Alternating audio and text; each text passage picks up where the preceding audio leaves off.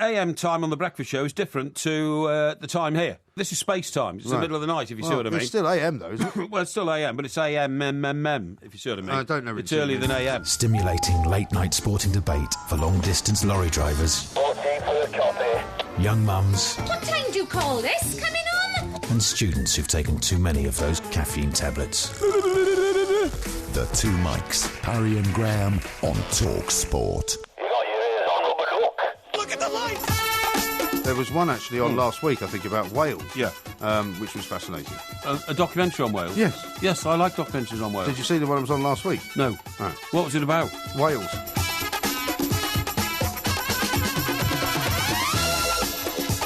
This is Talk Sport. We are the Two Mikes, and it's time to say a very, very good morning to Mr. Mike Porky Parry. Very good morning to Mr. Parry. And a very good morning to you, Mike. And I have to say, explosive news, really, if the revelation, such as they are on the back pages, that Jose Mourinho is going to Manchester United. If that's right, then that's going to be, wow, what an inferno, volcano, what an eruption, what a spectacular fizzing firework of football rivalry we're going to experience in this country next year. Well, indeed, and it's not going to be very pleasant reading for old Louis van Gaal, who doesn't like the papers at the best of times. No. He's not going to want to pick them up in the morning and see that his job, even though he wasn't sure whether he was going to stay around for another year, he's not going to be he indicated he wasn't anyway. Well, yeah, but he's not going to be too keen to know that, as early as February, it looks as though he's a dead man walking.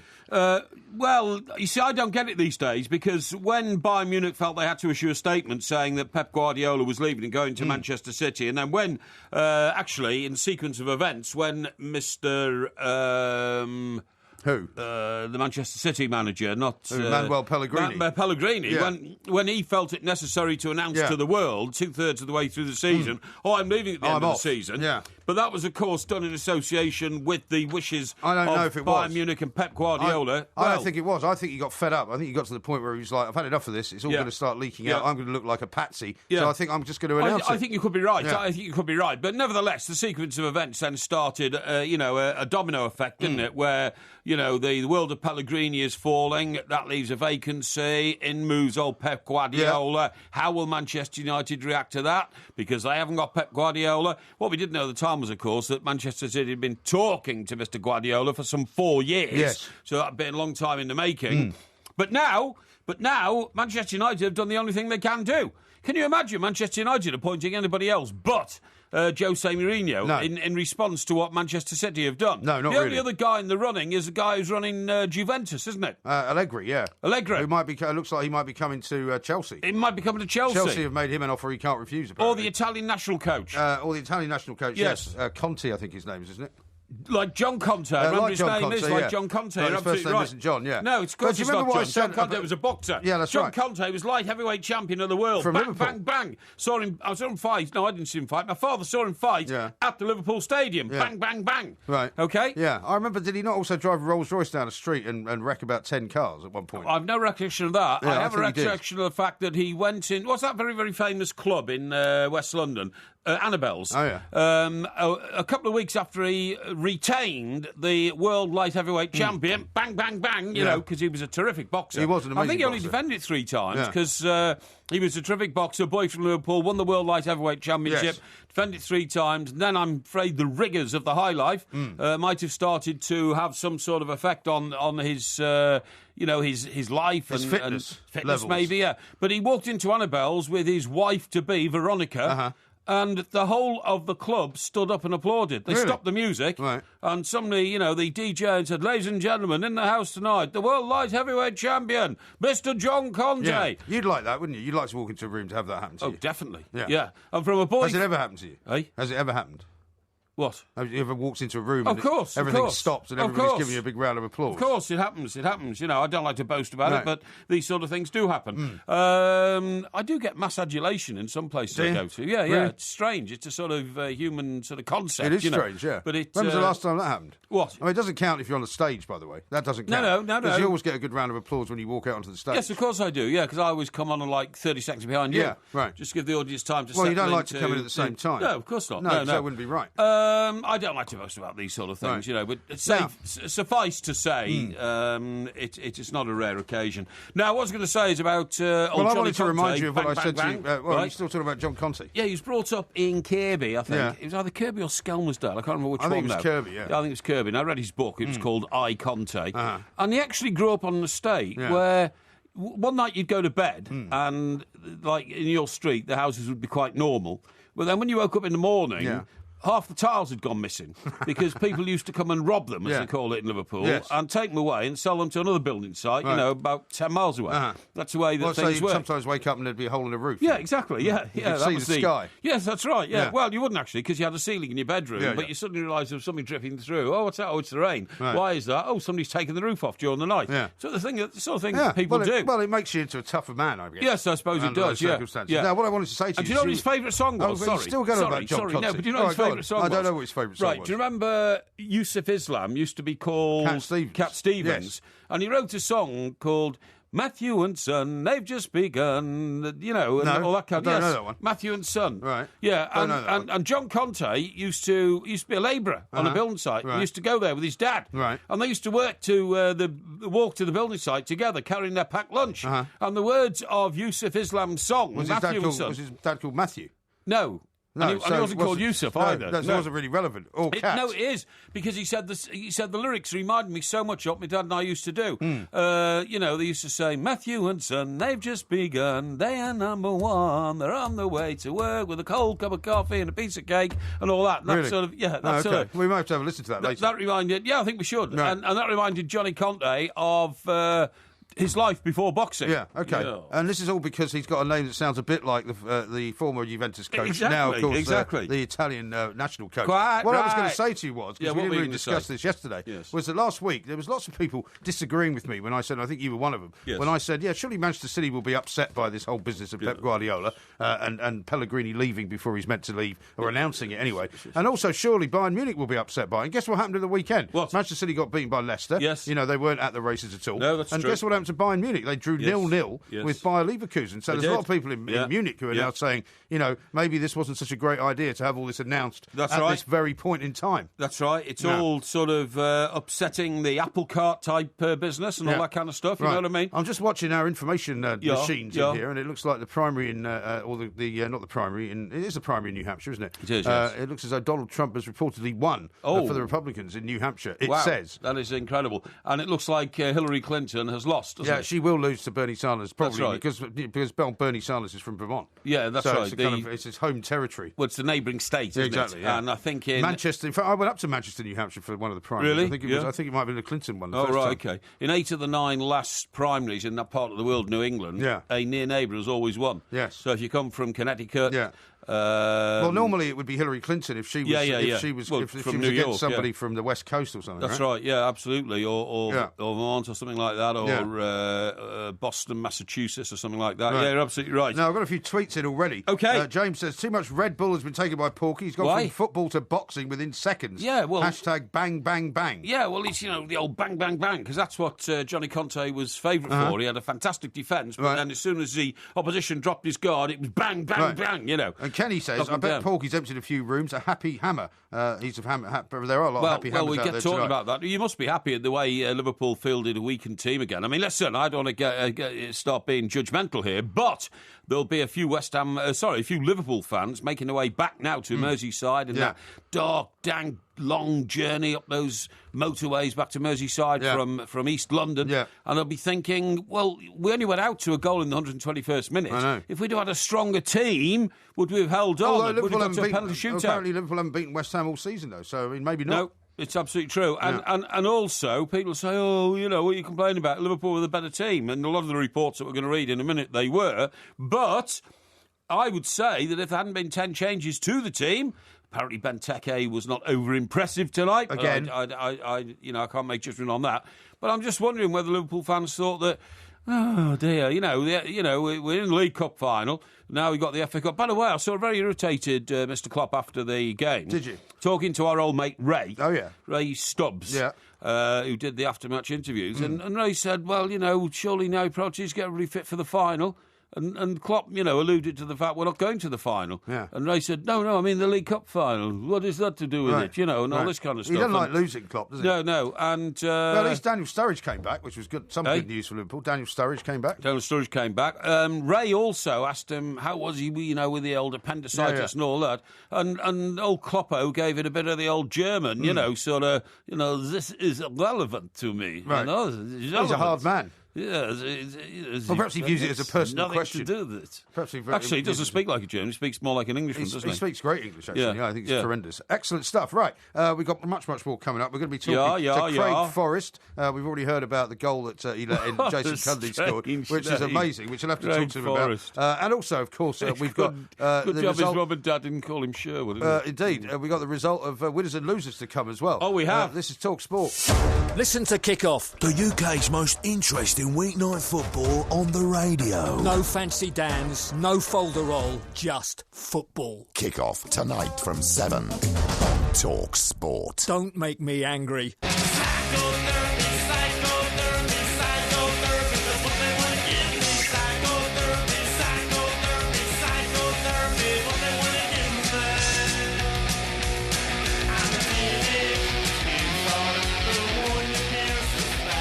This is Talk Sport. We are the two mics. Loads and loads of things going on. We're going to be talking to a whale expert coming up a little bit later on in the show. Yep. And, of course, it's also Ask Porky. We got loads of great questions already, but if you haven't had one of your problems solved by the Porkmeister, I can solve it for you. Now is the time to do it. He is, of course, here to help. Now, Pete in Glasgow, who's a milkman, says, good morning, two mics. There's a Scottish actor called Tom Conte, which is him being quite funny, I think. There's a what, sorry? A Scottish actor called Tom Conte. Do we mean Tom Conte? I think he does, Yes, we do, yes. But I don't mind having a joke. We like having a joke with our listeners, particularly this time of the morning. Yeah. Wakes us all up. Yeah, indeed. And Ian says, Porky must have shares in Red Bull. Sounds like he's already had 4 pints of it. Have you seen a can of Red Bull in this studio? I have not seen one this at all. Year? I can attest. No, I can attest that I have not seen you drinking Red Bull. In fact, the last can of Red Bull, or any kind of Red Bull I saw you drinking, was the last time you were down at Bournemouth doing that interview with the PR girl. Well, even then I didn't drink it. There was one on the table. That's the point. No, yes, okay. Yeah. Now, do you want to know the result of winners and losers? Well, I want the audience to know the result of winners and losers, please. I've been monitoring it all day. Good, yeah. Yes. I mean, you did get off to a fiery start. I mean, you were at one point, I think, something like 63... 337 ahead. But it soon kind of evened itself out, and it got back to 50-50 at one point. Yes. But the final result, with 1,529 votes cast, is Mike Graham, 49%. Yes. Mike Parry, 51%. Which means that you go into a lead of 4-2. Calm down. It's a lead of 4-2. Yes, that's right. Plenty of games left, plenty of weeks left to go. Yeah. But what I am pleased to say is that it seems to have been done without too much gerrymandering. Well, I decided to sort of ease the pressure on my banter supporters to, not to irritate anybody, all that kind of stuff. And... Seems to me. Well, it seems to have been a fair contest. Seems to me like the sensibility of our millions of listeners has prevailed. Yes, indeed. Yeah, and it's always good because what we don't want is for things to deteriorate into any kind of acrimony. No, we certainly nastiness. don't. And outside agencies that have tried to encourage that have now been firmly put in their place. So, on we go with a clean and untampered with show. I'd have to say. Now, what we should talk about is not just the whole Craig Forrest thing, but the Jose Mourinho thing as well, right? Because I don't know whether you have had any conversations throughout the course of the last few hours with any of your mates in Fleet Street. No. They do seem very sure. It's a done deal, is what it says on the back page of the Daily Mail. Mourinho tells friends he will be the boss at Manchester United. Yeah, and on the back of the Mirror, it's United job is mine, in huge headlines. Mourinho tells his trusted allies. Jose Mourinho's told friends he believes he'll be the next Manchester United. Now, that's written by a guy called Dave Kidd, who is very largely northern-based. Yeah. But this is interesting. The Daily Mail one, Mourinho tells friends he'll be boss of United, written by Sam Cunningham, who I have to admit I don't know. Yeah, right. He's not an old colleague of mine. So, because it's not the big heavy hitters, do you think that maybe there could be some room for doubt here? The Sun don't have it on the back page at all. No, I don't think there's any room for doubt at all. Well, you see, that's interesting, because one of the guys who is always said to be the most informed about affairs at Manchester United is Neil Custis. Neil Custis, the man who was called the Fat Man. Yeah, called the Fat Man. Hal. That's right. Yeah. And so he would have certainly an incentive to try and pick up this story ahead of everybody else, because it would signal for sure that Louis van Gaal would be leaving at the end of the season. But as you quite rightly say, mind you, these are only first editions, and things can change. They can during the course of the evening. But looking through the sports pages, Neil Custard doesn't have a piece in the paper today, so maybe he's not working. Maybe he's off on his. It wouldn't stop him. These boys, regimen. it wouldn't stop. These boys are so dedicated that they keep hold of their contact lines, their lines of information, 24 hours a day, 7 days a week. Yeah. So it wouldn't matter if he was in hospital, sitting next to his wife who was giving birth or something like that. Mind you, he's a bit old for that sort of thing. Yeah, I just wonder whether without that kind of what you might call the brand, if you like, of some of the journalists that you would take more notice of, that it may be just a little bit of a flyer coming out. Well, and it may prove not to be quite as much of a done deal as we're being told. Well, to explain to our listeners what you're sort of rabbiting on about, what you really mean is that Sam Cunningham, the guy from the Mail, Dave Kidd, the guy from the Mirror, are not the sort of highlight Fleet Street names like, I suppose Neil Custis and people that we've worked with for years and years who are really household names now, Yeah, exactly. And this sort of thing. But I think that's a little bit unfair. It may have to be taken with a slight pinch of salt, is all I'm saying. I think it's true anyway. I can't see how logic could dictate any of the course of action. Yeah. The point is that Jose Mourinho is the most successful club manager in the world, without a shadow of a doubt. Uh-huh.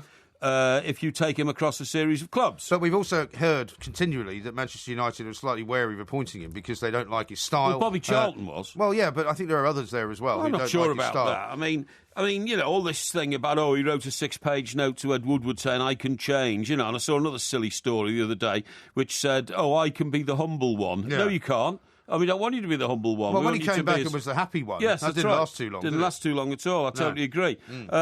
So it's got to make sense. If you read Woodward and didn't sign Jose Mourinho, and in 2 years' time he won the Champions League for Paris Saint-Germain, you'd feel a bit of an oaf. You would. And you can't afford to make that mistake again. And old Woodward must be feeling a bit of an oaf already, the way things have been going. Yes, and not only that, if you don't appoint Jose, who do you appoint? I mean, the idea that I saw Oliver Holt, right? Yeah. A stellar Fleet Street name, and he's writing in the Mail on Sunday, writes a column on the back of the sports pull-out in the middle of the paper, and he said, you've got to give it to Ryan Giggs. I totally disagree with him. I don't disagree with him on much. He's written fine books, and he's a legendary journalist. Fine books? Books. He's written a lot of books. Who? Oliver Holt. Oh, sorry, I thought you meant Ryan Giggs. No. I didn't realise you were talking about Oliver Holt. Can't you follow the drift of the argument? Well, it's very difficult to go from John Conte to Jurgen Klopp to Ryan Giggs. No, it's because I'm trying to interact with some of the old listeners at the same time. Right. Well, I'm saying is, supposed to do. I don't think that's the right approach at all, because Ryan Giggs, in my view, simply doesn't have the experience managerially to take on the mantle of restoring Manchester United to the levels that Sir Alex Ferguson had it at, whereas Jose Mourinho does. And also, it's a very difficult club to manage. I was listening to Neil Warnock on a Sports Breakfast this morning saying to Mr. Brazil that basically... Wasn't sitting on his tractor, was he? I'm not sure what he was sitting on, no. I'm pretty sure he was in his usual spot. Right, okay. I can't say too much more than that. Right. But, I mean, basically, he was saying that Mauricio Pochettino was being tipped as maybe the next manager of Manchester United, and he said he shouldn't do it. He should stay at Spurs, which is a much less complicated club to manage. What do you think of that? What, Pochettino? Yeah, no, I mean, no, what Neil said is very interesting. If Pochettino was offered the job, what would you do? What, if I was Pochettino? Yeah. Well, I mean, Neil's point was, which is what I was going to make, and I'll tell you what I think about it in a minute. His point was, Tottenham in a great situation. He's a guy that likes to bring along young players, which is what one of the oppositions to Mourinho going to Old Trafford apparently is, because he doesn't like to do that. He said, he would suddenly be in a spotlight that he's not in at the moment. He would be in a much, much more pressurised situation. Whereas with Spurs, he can stay for another couple of years, maybe 3, build them up into a possibility of winning the league, getting into the Champions League. And he said he shouldn't do it. If he's offered the job, he shouldn't go. And I think if I was offered the job, if I was at Spurs, I think I might stay there as well. I'm not sure. If you and I were offered the title of programme director of Sky Sports, you'd have to take it. No, I wouldn't. Why? Because you would. No, but you would take a job like that and you'd last about 6 months and you'd be out on your ear. It would be a once-in-a-lifetime... You'd make so many blunders that you'd have to leave. It'd be a once-in... You see, that's a stupid thing to say. That is a very stupid thing to say. Because the reason I was going to say is I said, look, they are the most famous sports reporting broadcaster in the world. Well, they're the biggest. Not the biggest in the world. No. Well, they are as far as football's concerned. Well, perhaps as far as football's concerned, but maybe not, though. I mean, football is the world game. Yeah, but they don't broadcast all over the world. Of course they do. What, Sky? Yeah, of course they do. Of course they do. You can go anywhere in the world now and watch a Sky game. You can go anywhere in the world and watch a Sky programme. Oh, absolutely. No, I don't think that's true. Because in certain countries, they sell the rights to the Premier League to other places, so that's not true. Well, you may say that, but I mean, for instance, the other day when they were looking at the German situation regarding Klopp and all this kind of stuff, they got a Sky Germany. Yeah. When they're looking at the guy from Juventus, they got a Sky Italy. You see what I mean? Anyway, I don't know why I'm promoting Sky. I don't know why you are either. To do with them. All I'm saying is, if you were offered a stellar job, right? A stellar job. Yeah, but not every stellar job. You'd have to take it. No, not true. You'd have to take it. Not every stellar job. If you didn't, you would then be guilty of the Gary Neville view that my detractors would have taken me for, ripped me to shreds if I hadn't taken this challenge job. Surely that's the opposite. The Gary Neville view is that you should take any job that you get offered, well, even if you can't do it. No, he said, I would have been in for it from my detractors if I hadn't taken this job. He made a foolish mistake. Yeah. We all know that. Yeah, and he's got to play Barcelona again tonight. Make 0 in the first He's also leg. Said, by the way, I saw him in an interview today, he said, Saturday is a must-win game. I'm saying that now. Saturday's a must-win game. Why is he saying it in a Neil Warnock voice? Well, I don't know, but he speaks a bit nasally, doesn't he? I'm telling you... not really like that, though. Manchester lads talk like this. I'm telling you... No, it's not like that. That's more Yorkshire than Manchester. It is more Yorkshire than You'll have to work on the Gary Neville one. Yeah. I think I'm losing my touch here. I must watch a few more episodes. No, I think it's important. You make a very important point, and maybe that's the difference between you and I. I would say to you, if you, for example, had come to me tonight and said, I've been offered the programme director's job at Sky Sports, which will mean that I'm not going to be able to do radio anymore, I would say that's a bad idea. Yeah. Because actually you're very, very good at what you do here. That's true. And you wouldn't be very good at running Sky Sports. And that's why my advice would be to you. You should stay where you are. Well, in that case, it's not the similar I wanted it to be, because what I'm saying is Pochettino's already a very successful manager in the Premier League. Yes. It's just a question of him leaving Spurs and going to United. He would have to take the challenge. Well, maybe, he would have to. Maybe, but sometimes the offer is a little bit too early. Roberto Martinez, my manager at Everton, right? He used to manage at Swansea. Now, I know for a fact, right, and Mr. Martinez will probably never admit this publicly, but when he left Swansea, when they were in the Championship, to go to Wigan, who were in the Premier League, and flying in the Premier League with Dave Whelan behind them and all that kind of stuff, he didn't really want to go. He liked this lifestyle in Swansea, he liked where he lived, and Taylor Glamorgan and all that kind of stuff. But he was told by his peers, people in the League Managers Association... Why was he living in Vale Glamorgan if he was working in Swansea? Oh, well, somewhere else. Peebles, was it?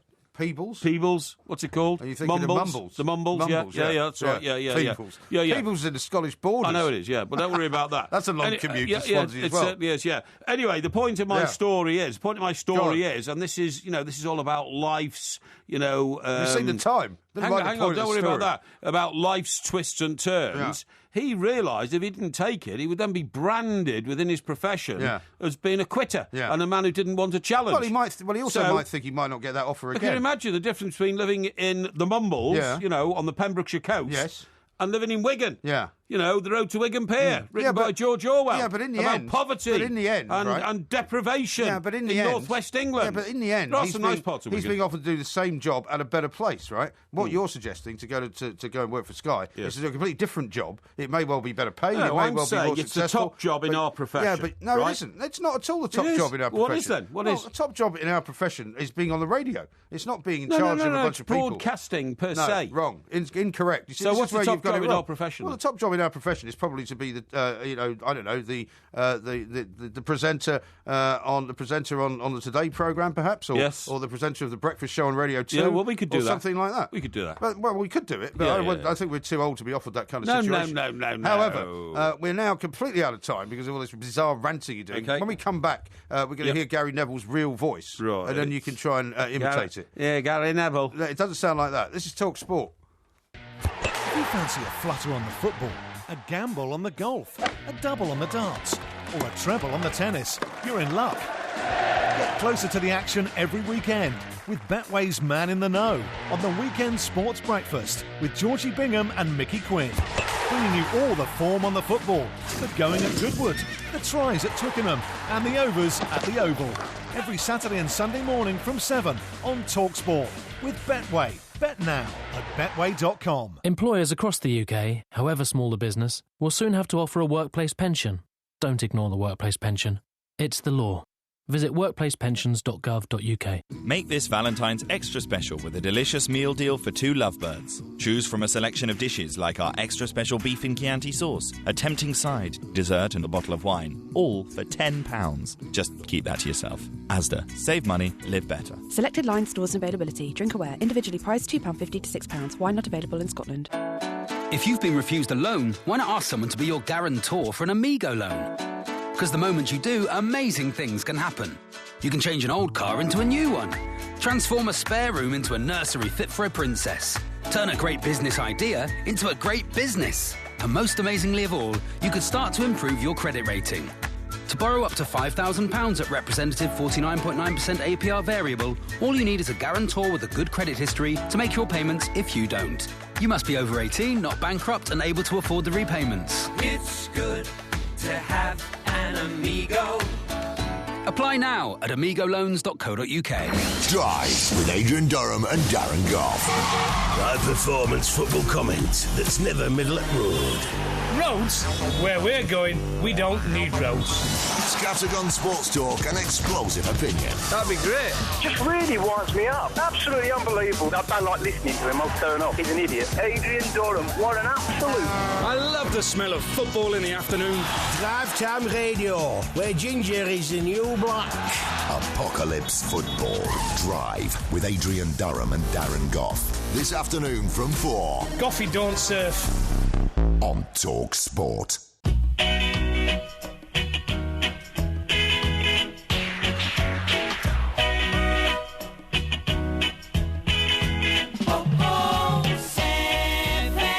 We have to win this match on Saturday. That is the pressure that I'm putting on myself, and is the expectation of everybody. We have to win this game on Saturday. At Ocean 11, and the route boys are going. There's definitely a Manchester accent in there somewhere, but it's not quite as you were describing it. Do you want to hear it again? Yes, please. Go on. We have to win this match on Saturday. That is the pressure that I'm putting on myself, and is the expectation of everybody. We have to win this game on Saturday. Yeah, I mean, that's not really a very strong Manchester accent, is it? That's what I'm saying. So perhaps it's been rounded and vowelled by his attempt to speak Spanish. Well, perhaps you could have a go at it a little bit later on. Here's one from NA, who says, can we hear Porky doing a verse of Matthew and Son in the style of either of the Neville brothers? I presume he means Gary or Phil. Or Phil, not the actual Neville brothers. I can do with the Phil one, there's a band called the Neville Brothers. No, I didn't know that. No, they're from, I think they're from New Orleans. Oh, New Orleans. I think I saw them somewhere. Oh, no, I didn't know about that. Yeah. Anyway, point of the story is Gary Neville is never going to be Manchester United manager now, is he? Because he made the foolish decision, and I'm sorry to have to attach the word foolish to Gary Neville, because I have described him as one of the world's great winners in the past. Yeah. But he made a foolish decision to go and do this with Mr. Lim. But that's precisely what I mean about not always being the right thing to do. You know, he was in a great job doing a fantastic... He wasn't asked to go and do the best in the business. He was asked to go to a club which really aren't even on the radar. No, true. But I mean, imagine if he had been asked to go and do the best in the business, maybe that would have been even worse. Now, a couple of tweets to read out to you. Ronak says, the top job in your profession is hosting the two mics. Nothing can beat that. Well, that's very kind of you to say that. Thank you. I do regard it that way. From the Philippines says, hi, Porky. Sky Sports isn't shown worldwide. I tried having it in the Philippines to no avail. Please check your facts. And Becky in New Zealand says, Sky TV New Zealand lost the rights to Premier League football 2 years ago. It is now only available here, streamed live online. Well, there you go. We can still get it. I'm saying Kevin you can get it anywhere in the world. You can't even download the Sky Sports app in Canada. Also, you can't watch videos on the website here. It is not global. Right, but in that case, we better get off the subject because we thought we were going them a compliment. It looks like people are having a go. Maybe that's why they're looking for a new chief executive. Hey, who? Well, Sky. They're not. Aren't they? I thought you said they were. No, I didn't say that that's at just all. hypothetical. No, I didn't even say that. I said if you was offered the job, and no, let's get off the subject and talk about something else, shall we? Yeah, Steve says, that's why I love MG. He always gives credit where it's due. Yes. Could you imagine Porky telling Mike Graham how brilliant he is? Hang on, what sort of credit have you just given? Well, I said you were very good at your job.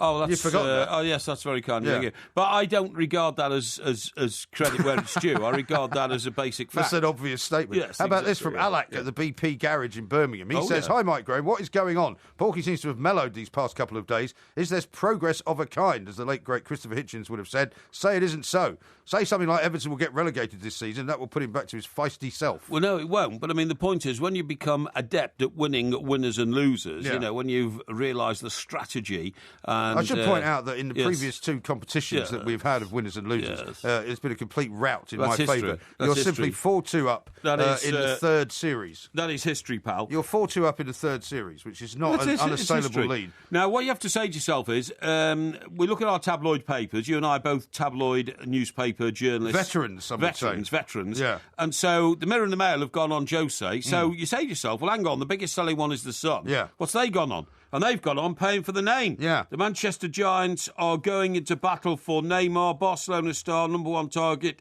of New City boss Pep, but United have chased the Brazilian since last summer. Yeah, so they've got a Manchester United story, but it's not it's the Jose Mourinho one. It's not as good a one, though, is it? It's not as good a one. Well, I don't think so, because, I mean, for a long time we've been being told that Barcelona are going to sell one of their three superstars, either Neymar, either Suarez or Messi.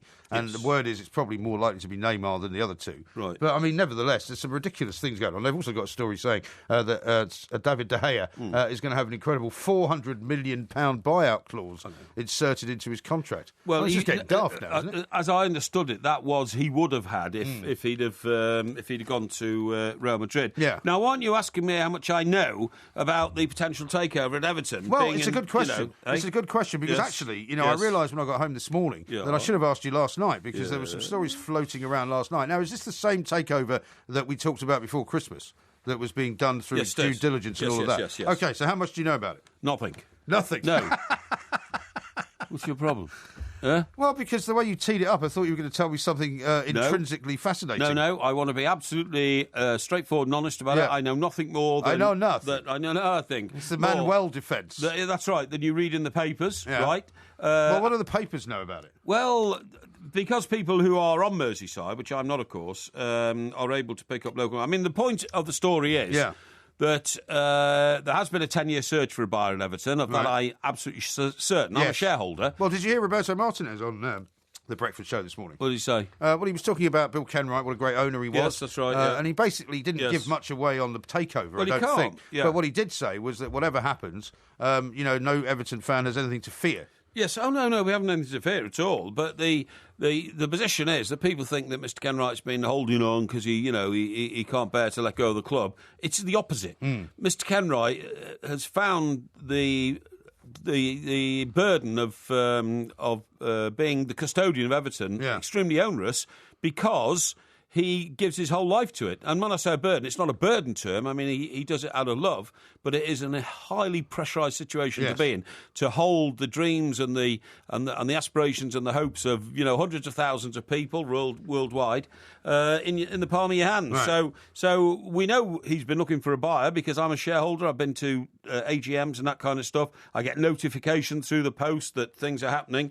And the due diligence period has been like for 6-8 weeks. Right. And so during that time, it's irresponsible to start talking. Yeah. Because the people who are buying it, as we all know, due diligence means let's examine the books, let's study the books, let's see if the company's in good shape. Yeah. And that's what's been going on. But I suppose the question that most Everton fans would want the answer to is this any closer than someone? Because you've mentioned in the past that there have been other people who have sort of sniffed around and promises have been made and then they've never come to anything. That's right. It looks as though this one might be slightly more serious, no? Oh, yeah, it does. Yeah, well, of course it is, because they've gone through the whole due diligence process. What is a hook to hang the whole thing on is that the gentleman who I don't know very much about, the man who's going to buy it, is known as John J. Moores. Yeah. Now, which is strange, isn't it, for an Evertonian? Well, John Moores was the man who originally gave Everton the resources to be named the Merseyside Millionaires. Yeah. And he transformed the club from being a bit of a shambolic second division outfit in the late 80s, but only for 2 seasons,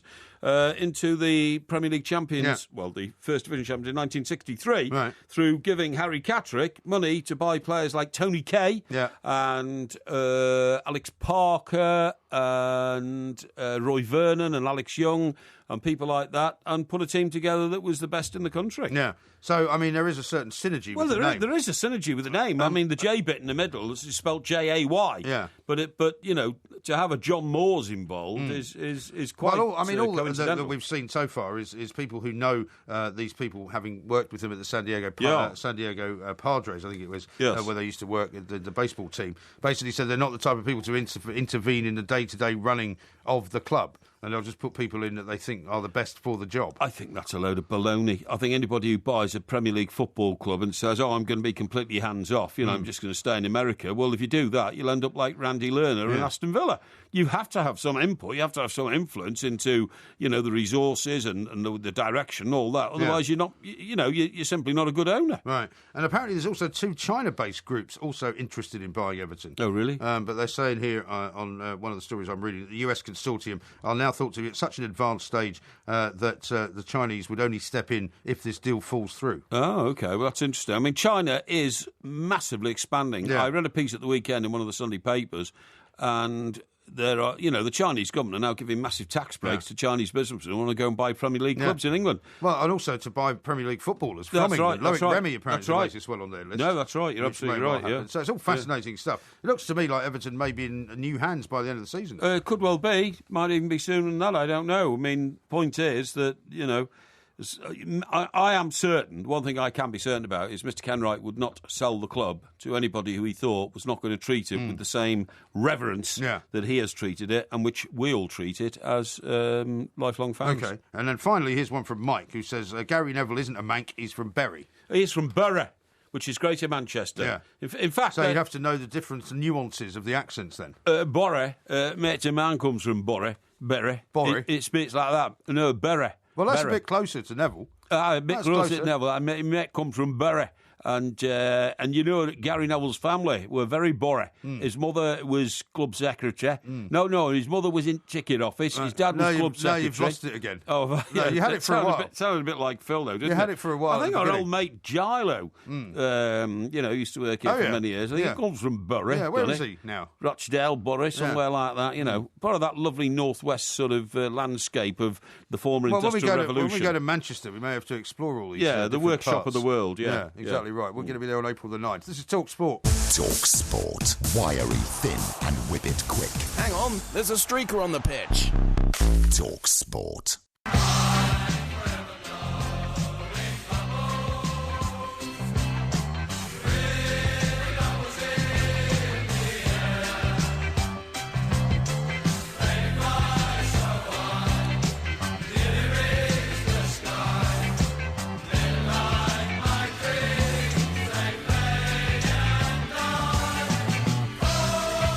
Talk Sport, we are the 2 Mics, loads more coming up. We've got a whale expert coming up in the next hour to find out what's going on with all these whales beaching themselves on our shores. We've also got Ask Porky. If you want to get some questions in, tweet us at the 2 Mics. Right now, though, time to help celebrate any Hammers out there winning the 4th round replay last night against Liverpool with a last-minute goal. Let's talk to Craig Forrest, former West Ham goalkeeper, amongst many other teams that he played for. Craig, a very good morning to you. Good morning to you as well. Thank you so much for joining us. Quite a night for West Ham. Liverpool and Jurgen Klopp weren't particularly happy about the way it all finished up, but did you feel confident that West Ham were always going to do this? I thought, certainly from the lineup I thought they put out tonight. I think West Ham and Bilic is quite clear about his ambitions to win the FA Cup. They haven't won it since, 1980. Yeah. So I get where he's coming from. West Ham are sitting in a very good position. You could argue that you should put your emphasis on top 4 potentially. But anyway, Klopp put out an inexperienced team for the most part that's competed with West Ham very well. I thought it was a very entertaining game, lots of opportunities, and could have been more goals. And the Ogbonna goal score was unlikely, of course, with him only having 2 goals and some 200-something appearances for just about everybody. Right. But, of course, for Liverpool, it was yet again, Phil Thompson was talking after the game saying, it was another set piece that they let the goal in, and more kind of misses and more chances and opportunities not taken advantage of by the likes of Christian Benteke. That's right. Benteke had a whole bunch of chances. I don't know if he had 10 opportunities, something like that. He has to score. And there's many times during that game, the opportunities as a footballer, I look at that and Randolph made a couple of very good saves, and you have to credit the goalkeeper on occasions, and sometimes players go through ruts like this, they can't score. Is he a Liverpool player? Does he play under Klopp with his system that he likes to play? I don't think he's a Klopp player. I don't think a number of the Liverpool players are the type of players that Klopp had at Borussia Dortmund, for instance. And a lot of changes will be coming. They've played an awful lot of football, too, at 9 games in January, and it just continues. So it's been difficult for Klopp in many reasons, not just his squad, but just adjusting to English football, which is so much different than what he's used to in Germany and on the continent. That's right. Now, Craig, do you understand why Jurgen Klopp will have made 10 changes to the Liverpool team for the replay tonight? You could say, well, you know, he was setting up the team for a particular game, maybe, but he sounded so disappointed at the end of the game to have lost the tie. You know, he's a little bit offhand to interviewers afterwards and all that. Well, what does he expect? If he doesn't play his strongest team to get through an FA Cup replay at West Ham, he's going to lose. So I don't understand how, on the one hand, he can treat it with, you know, relative disdain, and on the other hand, express his terrible despair that he's out of the competition. What's the thinking? You're absolutely right. Maybe it has something to do with his appendicitis. I don't know. I don't understand when you get to a position like that. They had a replay against Exeter. They have a replay against West Ham. Yep. You're in it to win it. And I think under the circumstances where Liverpool are in the league, what else has he really got to challenge for? Well, really? That's right, absolutely. And the fans are ticked off enough with the ticket price raises, and I think they have an absolute right for that. I think it's unfair on fans across the country, except, I got to say, one of the big clubs doing something about ticket pricing is West Ham. Now, we know that they needed to put those prices for tickets to sell the Olympic Stadium, of course, but at least they're looking like they're doing the right thing, and it goes over well with fans. When you're raising ticket prices and you're making a new TV deal that's extraordinarily massive, we know where the money's going. The money's going right to the players. It's going to the agents. It's going to the managers, and the fans get absolutely nothing. So under those circumstances, after what happened to Liverpool with fans walking out when he was getting his surgery, I would have thought he would have put more emphasis on this and try to turn things around, not only for the best of the club, but maybe just to put the club on a more positive note locally around Merseyside. And I mean, just to develop that, the reason they were playing a replay tonight anyway was because in the first tie at Anfield, when he should have had home advantage, he played a weakened team. So that's not a very good tactic, is it? To say, oh, I can't afford all these extra games in the FA Cup. Well, he's making the extra games appear, isn't he? Yeah, plays a weakened team and then has to put up with a replay. So I do think there's a lot of foggy thinking about the way that you do the squad rotation thing. It's almost like, you know, you're rotating your squad because you've got so many blinking players. The Liverpool teams of the 70s, they used to win league championships with 13 players. Well, Leicester's doing that right now. They're a pretty steady side. And, you know, what's the difference between Leicester last year and this year? A lot of it's attitude, because you look at Chelsea, they're largely the same squad that won it last year. And why are they doing so poorly this year? And Leicester's doing the opposite. I think it comes down to, obviously, attitude, belief, confidence, the intangible. And I think that a lot of that goes down to managers, individuals, and the people leading them, like Klopp, has to be able to understand that and certainly understand where are you going to try to win trophies. And as you're moving forward and learning about your team, you have to understand that winning trophies and winning football games is the most important thing, and it will also keep you your job. And because of the way that, I mean, again, you wouldn't want to necessarily be disrespectful to Blackburn, shall we say, but that's who West Ham have got in the next round. And you would have thought with any Premier League side looking at that draw that you'd think, well, you know, we could win this game and be in the quarterfinals after beating Blackburn. Yeah, that's a very good point. Yeah, Blackburn. We actually played Blackburn in the 5th round back in '98, I believe. And beat them on penalties. But they're a different side now. I don't think they've won a game in 8. They look terrible, and they've got to put their emphasis on not being relegated, because I think they're only 6 points above relegation. So they where this good run in the FA Cup is terrific for Blackburn. They cannot afford to get relegated one division or 2 divisions underneath the Premier League. No, exactly right. And what about West Ham's chances now in the FA Cup? I mean, there's an awful lot of Premier League teams still left in, but a lot of drawn against each other. So obviously, it may well be that there won't be so many of them left in by the time the quarterfinals are going to come around.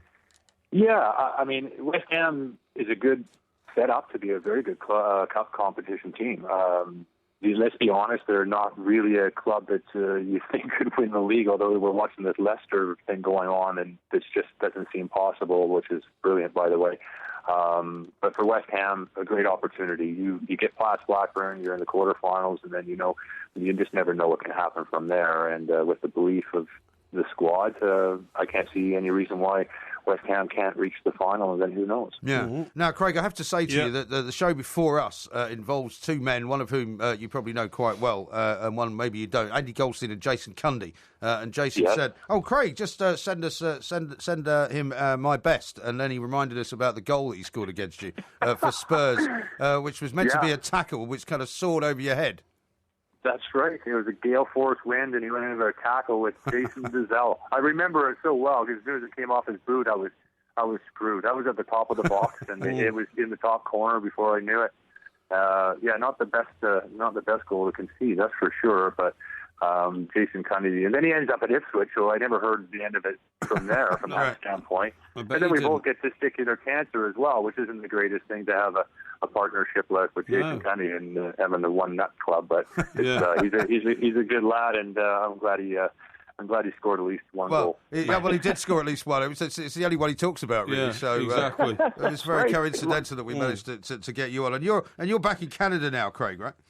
Yes, I am. I'm working out of Toronto. We have the Premier League rights. We have been doing it since 2002 when I retired here, and it's grown a lot. I mean, the world, as we know, has been captured by the English Premier League, and we've been a part of that, and the growth has been excellent, and we hope that we get the rights back because we're actually, the cycle's up again, and we're in the business right now of negotiating with the Premier League over the rights for the next 3-year cycle, and I think the American deal, south of the border, being around $1 billion for 6 years, has kind of made things difficult for us a little bit because we're a different market than the U.S., as you probably expect, and we can't afford to pay the same rights fees as the United States, although the popularity of the game here is much greater per capita than it is in the United States. Right. Mm-hmm. Fantastic. Well, listen, thanks very much for taking the time to talk to us, Craig, and I'm sure we'll be talking to you again. Indeed. Craig Forrest there, former West Ham goalkeeper, former Ipswich goalkeeper, of course, as well. And he also, unfortunately, has the record for, I think, the most goals let in when he was playing for Ipswich. Who does?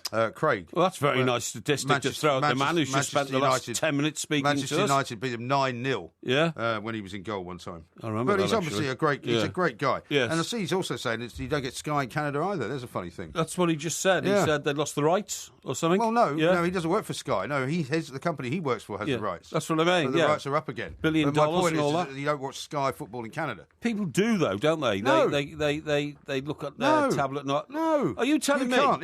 If you are a subscriber to Sky and you go and take your tablet to America, you cannot download a football match and watch it. What I'm saying is you can watch Premier League football anywhere in the world. Yeah, but not via Sky.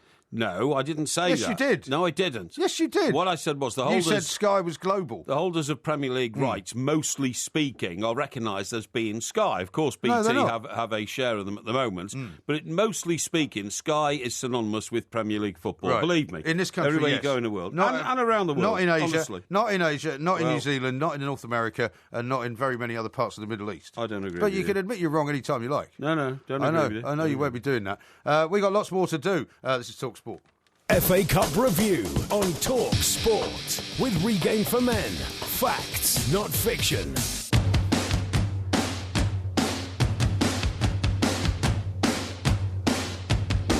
Here is Payet looking to attack the penalty area. Creswell in support. Now Valencia looking to weave his way through. A high ball towards the far post. Antonio's volley!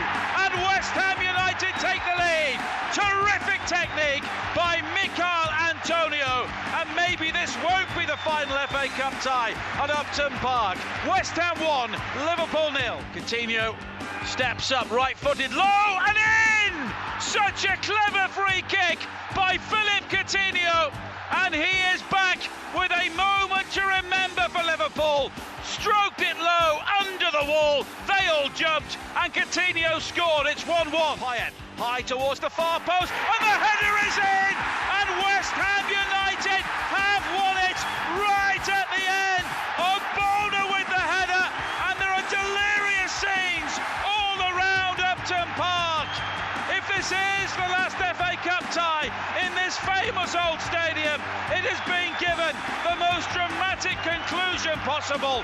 West Ham are going through. They've done it in the final moments of extra time. That's it. West Ham United have done it. They're into the FA Cup 5th round in the most dramatic circumstances possible. Slaven Bilic celebrates extravagantly inside the technical area. Liverpool look absolutely bereft. They gave it everything, but they fell right at the end. Live Talk Sport commentary, of course, last night of West Ham against Liverpool. Tonight is Peterborough against West Brom. Another replay, another 7:45 kickoff. We'll be talking about that a little bit later on. Mr. Parry, of course. Coming up in the next hour, we're going to be talking about Wales, though, because you've got an interesting perspective on why you think Wales are all beaching themselves. Yeah, we don't have to give away right now, but I mean, we can. Well, might as well. We'll give a clue to this. Give us a clue in about 15 seconds. There are massive structures now out there in the sea that haven't been there for thousands of years. Wales never used to beach themselves, but they do now. What is the reason for that? I'm going to tell you very shortly. That's all coming up in the next hour. Also, I'm going to say to you that there are 18 things successful people do during the first 10 minutes of every single workday. Yeah. And I'm going to be checking how many of them you do. My guess is you don't do many.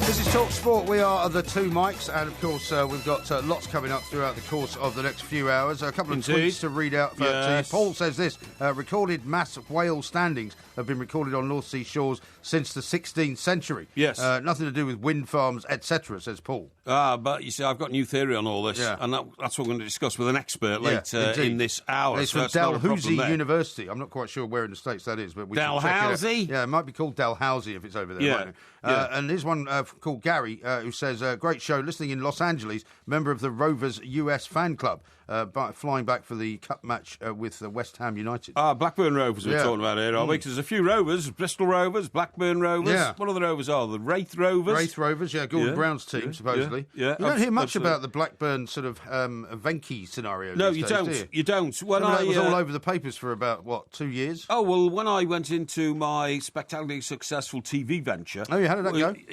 Yeah, all right, thank you. We had a series of... What we used to do is we used to get a load of people on Skype. Yeah. Skype's never really taken off, really, has it? Well, it's sort of used a lot more now than it ever was. I'm not sure. I mean, when they have people on Sky and BBC, they're on Skype quite a bit. Yeah, I suppose so. Which I always think is a little bit... sort of down cheap market. Yeah, really, I agree. The audio's not very good. The video's always sticky. I was convinced we could build a TV network on Skype. Right. I thought, well, once everybody gets Skype, that means that football fans in their own living rooms can take part in football debates. Because it's free, apart from anything else. Yeah, it's free, and you're staring at the screen, that's all. You can't see anything in the screen. You're staring at a blank screen. Do you think you were too far ahead of your time, maybe? I think too far ahead. I was too far ahead of my time. I think I was too far ahead of my time. It'll happen, without doubt. Yeah. I think they have to improve the technology, though. Eh? I think they have to improve the technology. Maybe the picture needs more clarification or what you call it, more definition. Well, yeah, or something like that. The general connection needs to be better, I think. But why was I talking about Skype? Why did we talk about this? Because we were talking about the Venkies and Blackburn. Oh, the Venkies, yeah, sorry. So what I was going to say is, it seemed to me that the highest proportion of Skype subscribers in the whole of the world was in Blackburn. Yeah. Because we never failed any evening to get people dialing up and wanting to come on Skype to slag off the Venkies and slag off the manager the guy with the bald hair, the Scots guy. But they're still there after all this time. Who's that Scots guy? Keane, wasn't it? Keane, yeah, Steve Keane. He went to Hong Kong and made some rather unwise remarks, didn't he? And was recorded making them. And then he was out of a job. Oh, is he? Right, okay, yeah. But anyway, I mean, they were around. And then they'd send us pictures of all the marches and demonstrations every week outside the ground and put those up on Skype and all that kind of stuff, you know. So you're absolutely right. It seems to have gone very quiet on that front. Who's the manager now? Blackburn Rovers? I can't tell you. I don't know either. Yeah. I don't know. But anyway, there we are. But certainly the Venkies seem to have survived whatever that mass fan demonstration was all about. Anyway. I totally agree. Now, when you came into to work this evening, I want to ask you what you did for the first 10 minutes of when you were here. Because, according to a survey that I've seen, the first few minutes at the office can be the most stressful because there's a level of anxiety about what you may face. Yeah, I don't have any anxiety when I come into this building. It's how you handle yourself in the first 10 minutes of when you get in, apparently, which is the most I don't important. have a problem, honestly. The one thing that I'm very confident about is my ability to deliver when I come to work. Yes. I have no doubt about that whatsoever. Okay. None whatsoever. Well, let me run through this. I know people who do have terrible doubts about... I mean, footballers sometimes have doubts about being able to deliver. Right. But I think what this whole thing is about when the contacts you make with the first people that you see. Sure. What you do when you first sit down at your desk. Okay. Whether you decide to clear everything away from your mind and do all of that. So, for example, the first thing you should do to achieve your best results is you reflect. You should reflect on where you've been, where you are, and where you're going. No, rubbish. You don't do that? It's absolute baloney. What I do is the minute I come through the front door, I say to myself, I'm churning over the positivity of the ideas I have in my head for what I'm going to do in the next 3 or 4 hours. Okay. And do you greet the whoever's downstairs warmly? Yeah, Dan's on the old front door tonight. He is. And he's an old pal. He's been around for 2 or 3 years. And I feel better seeing a guy like that there who's part of the what's the word I'm looking for? The tapestry, the organisation. Yeah, okay. Number 2, take a moment to pause and be present. Yeah. Which they say may sound very Buddha-like. Yeah. But basically, you're walking into a tumultuous situation. Yeah. Phones ringing, people running around. Yes. Maybe not as busy at this time of night than it would be during the day. Yes. But you do run the risk of getting off on the wrong foot if you let other people set the agenda for you. No. I know exactly what I'm doing. Yeah. I know exactly what I'm doing. I sit down. I have a desk. I sit down, and I then pull out a pen, which has always been my most potent weapon. Is it? Yeah. So this is a pen you always bring with you? Yeah, absolutely, yeah. It's this pen here, look. My silver one, my very nice. silver Parker pen. Parker, very nice. And I then start scribbling down all the thoughts in my head onto paper to convert them into the spoken word. Okay.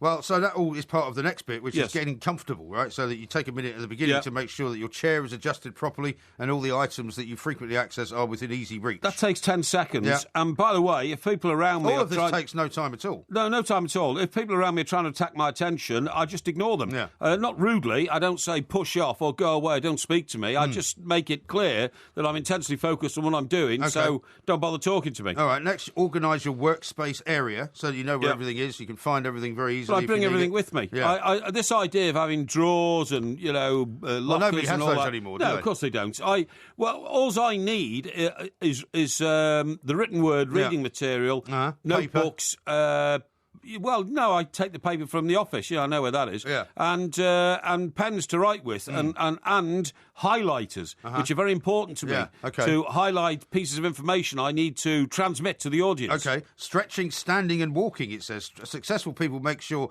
to get their circulation going before they get into a sedentary sitting position. Yeah, no problem at all. What I do is we're on the second floor. I never take the lift. I walk up 2 flights of stairs, and that's got me in great shape. Yeah, my lungs are really pumping by the time I come through the door. Okay. Like a dragon breathing fire. Reviewing your to-do list and prioritising everything. It's in my head. I don't need a to-do list. If you're not focused on what you've got to do when you come to work, you shouldn't be in that job. You should go do something else. Right, okay. Visualising success. Did you do any of that?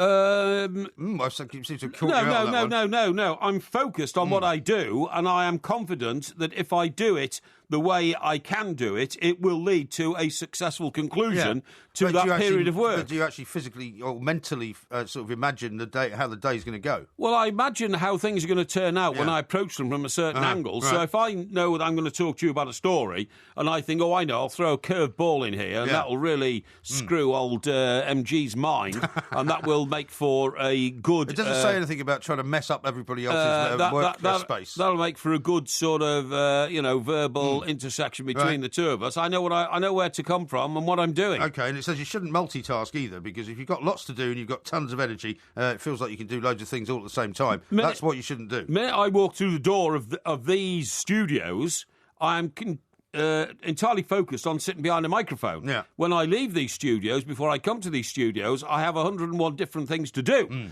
In other business interests, in keeping your life going, property matters, on family concerns, on making sure my health's up to it and all that kind of stuff. But the minute I walk through the door, I don't care whether the mortgage has not been paid. Yeah. I don't care whether I'm starving because my fridge broke down and I couldn't find a shop with fresh food your washing machine's burst into flames. Or the washing machine's burst in. I couldn't care less if the roof suddenly caved in. Okay. I couldn't care less if people who used to steal the tiles off John Conte's roof had visited my house and taken all the tiles off my roof. It matters not to me. I couldn't care less if my car had suddenly been run over by a steamroller on the way to work. Okay. Okay. All I care about is getting to the studio and delivering for 3 hours. Excellent. Well, it sounds like you're doing the right thing. And finally, a couple of other things. Blocking out negativity is also important.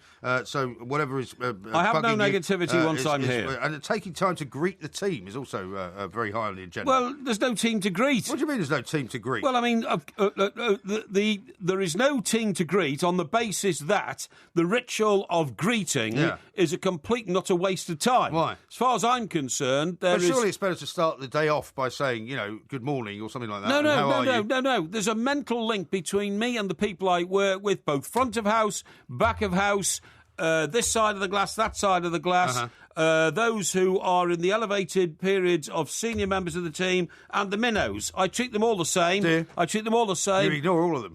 No. I have a mental link with all of them at all times. Anybody who comes in the morning and says, "Oh, good morning, how are you? How was your night last night? What did you have for breakfast? Oh, did you see Coronation Street?" Well, they're dope heads. They're juice heads. They have no value to an organisation because they're worthless. So small talk is not something you do? Small talk is a waste of time and also diffuses the positive energy you should have in your head to get on with your job. Right. Speaking of success, by the way, it looks as though Hillary Clinton has indeed lost New Hampshire and Bernie Sanders has won. So, yes. But she's still smiling. If it was to stay like this, I bet she's not a nice person to know when she's lost, though. I bet you're right. I bet her aides now will get a real old, verbal lashing from her to find out why she didn't win. They will. We got lots more coming up, including whale talk very shortly on TalkSport. Join Sky TV today from £20 a month and be happy-go-lucky, like me. Happy because you'll enjoy fantastic new drama like Lucky Man starring James Nesbitt. Lucky because you'll get up to a £100 reward depending on the bundle you choose. So join by February 11th and see what it's like to be as happy and lucky as me. Search Sky Bundles. Sky. Believe in better. Direct debit subject to status. Upfront £10 standard setup. Minimum contract and further terms apply. I know. The state pension is changing. I know. How much you get will still depend on your national insurance record. And don't forget you may still have a private pension to consider too. I know. I'll be able to see how much I'm likely to receive and understand what I can do to improve my state pension. I know. If you reach state pension age on or after the 6th of April 2016, you'll be part of the new scheme. Make sure you know the facts about the new state pension. Visit gov.uk/yourstatepension for more information. Bienvenue au weekend sports breakfast avec Michelle Quinn and Georgie Bingham. The Talk Sport with Benno Vans. It's the breakfast show that cooks up a souffle of sport and a pan au chocolat of pre-match build-up every Saturday and Sunday morning on Talk Sport. The hors d'oeuvre to another big weekend feast of football. Hey, La, does anyone know the French for meat pie? The Weekend Sports Breakfast with Mickey Quinn and Georgie Bingham. Saturday and Sunday mornings from 7 on Talk Sport with Benno Vans. 4 years warranty and roadside assistance as standard. Ooh la la. The Alan Brazil Sports Breakfast. And he walks straight to the front. He does not. Oh, he does. No way. This morning from 6. There's still a lot can happen here. On Talk Sport. Calling himself English Black Tea MBE.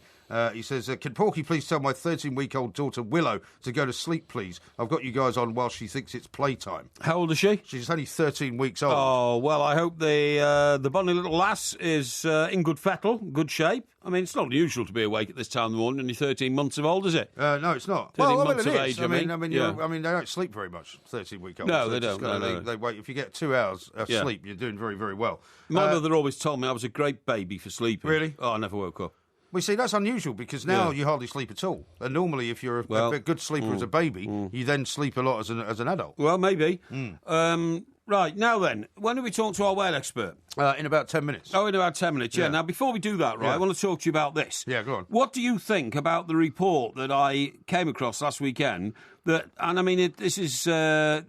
was written a few days ago, I think. 62 people own half of the world's wealth. I think we have talked about this in the past. Well, it's just one of those things, isn't it? I mean, I don't know what you want me to think. What do you want me to think about it? Well, I read a piece by a well-known columnist. Her name is Caitlin Moran, right? And she writes for the Times. The Times, yeah. That's right, yeah. And she said... Well-known champagne socialist. Well, you could say that. I mean, that's a little unkind, but... Well, it's not unkind. That's exactly what she is. Yeah, she is, very much so, and always reminding us she's a bit of a working-class hero. She's always talking about coming out of a Coventry sort of housing Wolverhampton, estate. actually. Yeah. Always reminding us that she's one of 7 siblings brought up on a Wolverhampton estate. But these days she does things like, commandeers pages and pages of the Sunday Times, Colour magazine to show how, her heart is all about, helping immigrants and all that kind of stuff, and proposing that people lives should in a very nice house in Islington, I think. I think so. Yeah. And proposing that people should make records to raise money to help immigrants. Still very worthy and all that kind of stuff, and that's the life she pursues, so that's fair enough. Right. And anyway, she writes a piece saying that she says that these 62 people who own half the world's wealth are hoarders. She thinks that when you've got that much money, you're hoarding it because you can't actually use it. And I think... I'm sure there's some truth to that. Well, I was going to say, it's quite an interesting explanation, all that kind of stuff. She says, it's odd the vocabulary we have around very, very rich people. We call them rich and wealthy and prosperous, but what they are really, of course, is hoarders. These are people who are hoarding insane amounts of money. If they were hoarding any other object, we would think that they were unbalanced. Imagine if there were a report stating that just 62 people had hoarded 50% of the world's stamps, or China figurines, or cats. Right. Our language towards them would be boggling. We would presume they were a bit dysfunctional and damaged, a bit sad. But you see, I think Ms. Moran, who's, by the way, an award-winning columnist. I mean, her talents have been recognised widely. Well, she's an author as well, isn't she? Yeah, very successful author. She wrote a book about how to be a woman or something, how to be a girl or something, best-selling. Yeah. And but because of the way she thinks about people, she, as you quite rightly say, is an avowed socialist. I don't think they are hoarders. That is like saying to Paul McCartney and John Lennon when they were 24 years of age, stop writing so many songs. Yeah, you've written enough. Yeah, exactly. Why do you need any more money? No, why do you need to write any more songs? But you might also say, why do you need any more money? Why do you need to have any more hits? Well, actually, you've tipped me off the line of argument I was going to pursue, and that is that John Lennon and Paul McCartney didn't write songs to make lots of money. No, that's true. You see what I mean? It was a byproduct. Exactly. That's exactly what I'm saying. Yeah. What I'm saying is that, I mean, I've read so many books about the Beatles, and the best expression I ever got was that Lennon and McCartney in their mid-20s were writing so many songs that it was like an electric typewriter being out of control. They just kept coming out, dozens of them, scores of them, hundreds of them. And they were all brilliant. They were all brilliant, and as a consequence, of course, they became very rich. Yeah. Now, most of the world's 62 people who own half the wealth of the world don't actually wake up every morning and say, I want to get richer today. They wake up with a new business plan, which makes them another few $100 million. Yes. And so when Caitlin Moran says they're hoarders, they're not. They are just people. Well, one of them is Bill Gates, isn't he? And Exactly. Bill Gates does an awful lot of things with the money that he has. Yeah. He's got the Bill Gates Foundation. He does incredible work in Africa, trying to stop the spread of malaria and all that kind of thing. He's got other foundations which use money to educate poorer people. Yes. So it would be wrong to say that Bill Gates hoards his money and doesn't do anything with it. People like doing these things. They like doing these things because they like to challenge things in life. They like to be successful. A friend of mine actually made his first fortune of about £30 million by the time he was 30. And he did that because he got in very early on producing video games, And he came up with all sorts of very, very clever, plans and all that kind of stuff, and created a company and then sold that company. Now, for the next 5 years, he wasn't really sure what to do and dabbled in a few companies here and there, and then came across the idea that he was looking for. And this was all involving insurance in cars and black boxes, so that your insurance policy was relative to how safe you drove or you didn't drive, aimed largely at young people. And as I understand it, after 5 years of working on that, he's made another £75 million out of that, which means his total wealth might be about £100 million. But presumably you're going to tell me that his motivation for doing that was not necessarily making all that money. He didn't need the money. He never needed the money. He already lived in a £5 million house in Cobham. Right. He already had, endless amounts of money to last him for the rest of his life. He just didn't need it, but he needed something to do because of his inventive mind. Sure. And what I'm saying is, where I think Ms. Moran's argument falters, and I've got a lot of respect for everything she writes, I read a column every week, is that they're not hoarders.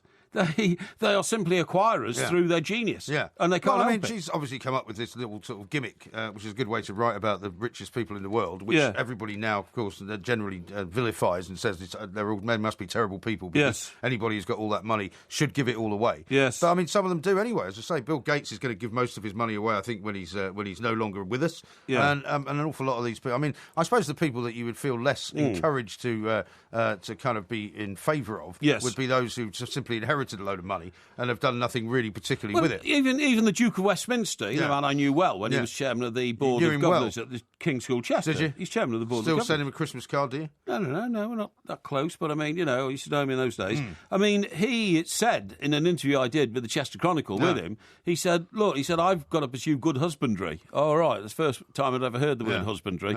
Well, since I'd studied at school, and he said, he said, because I'm the custodian of my father's land bank, which stretched all over the world, by the way, and the family wealth. But you could make an argument against him on the basis that the only reason he's in charge of all this is because his dad left it. Yeah, that's right. Yeah, but which doesn't seem terribly fair. No, but nevertheless, he decided he would do something about it, and he's multiplied it by a factor of 10. Yeah. Not only that, he actually became the most senior officer in the reserves. Right. He became brigadier of the what's the army called? The reserves. What? I don't know. Well, they're called something else, aren't they? What, the reserves? Reservists, yeah. What, you mean the territorial army? Territorial.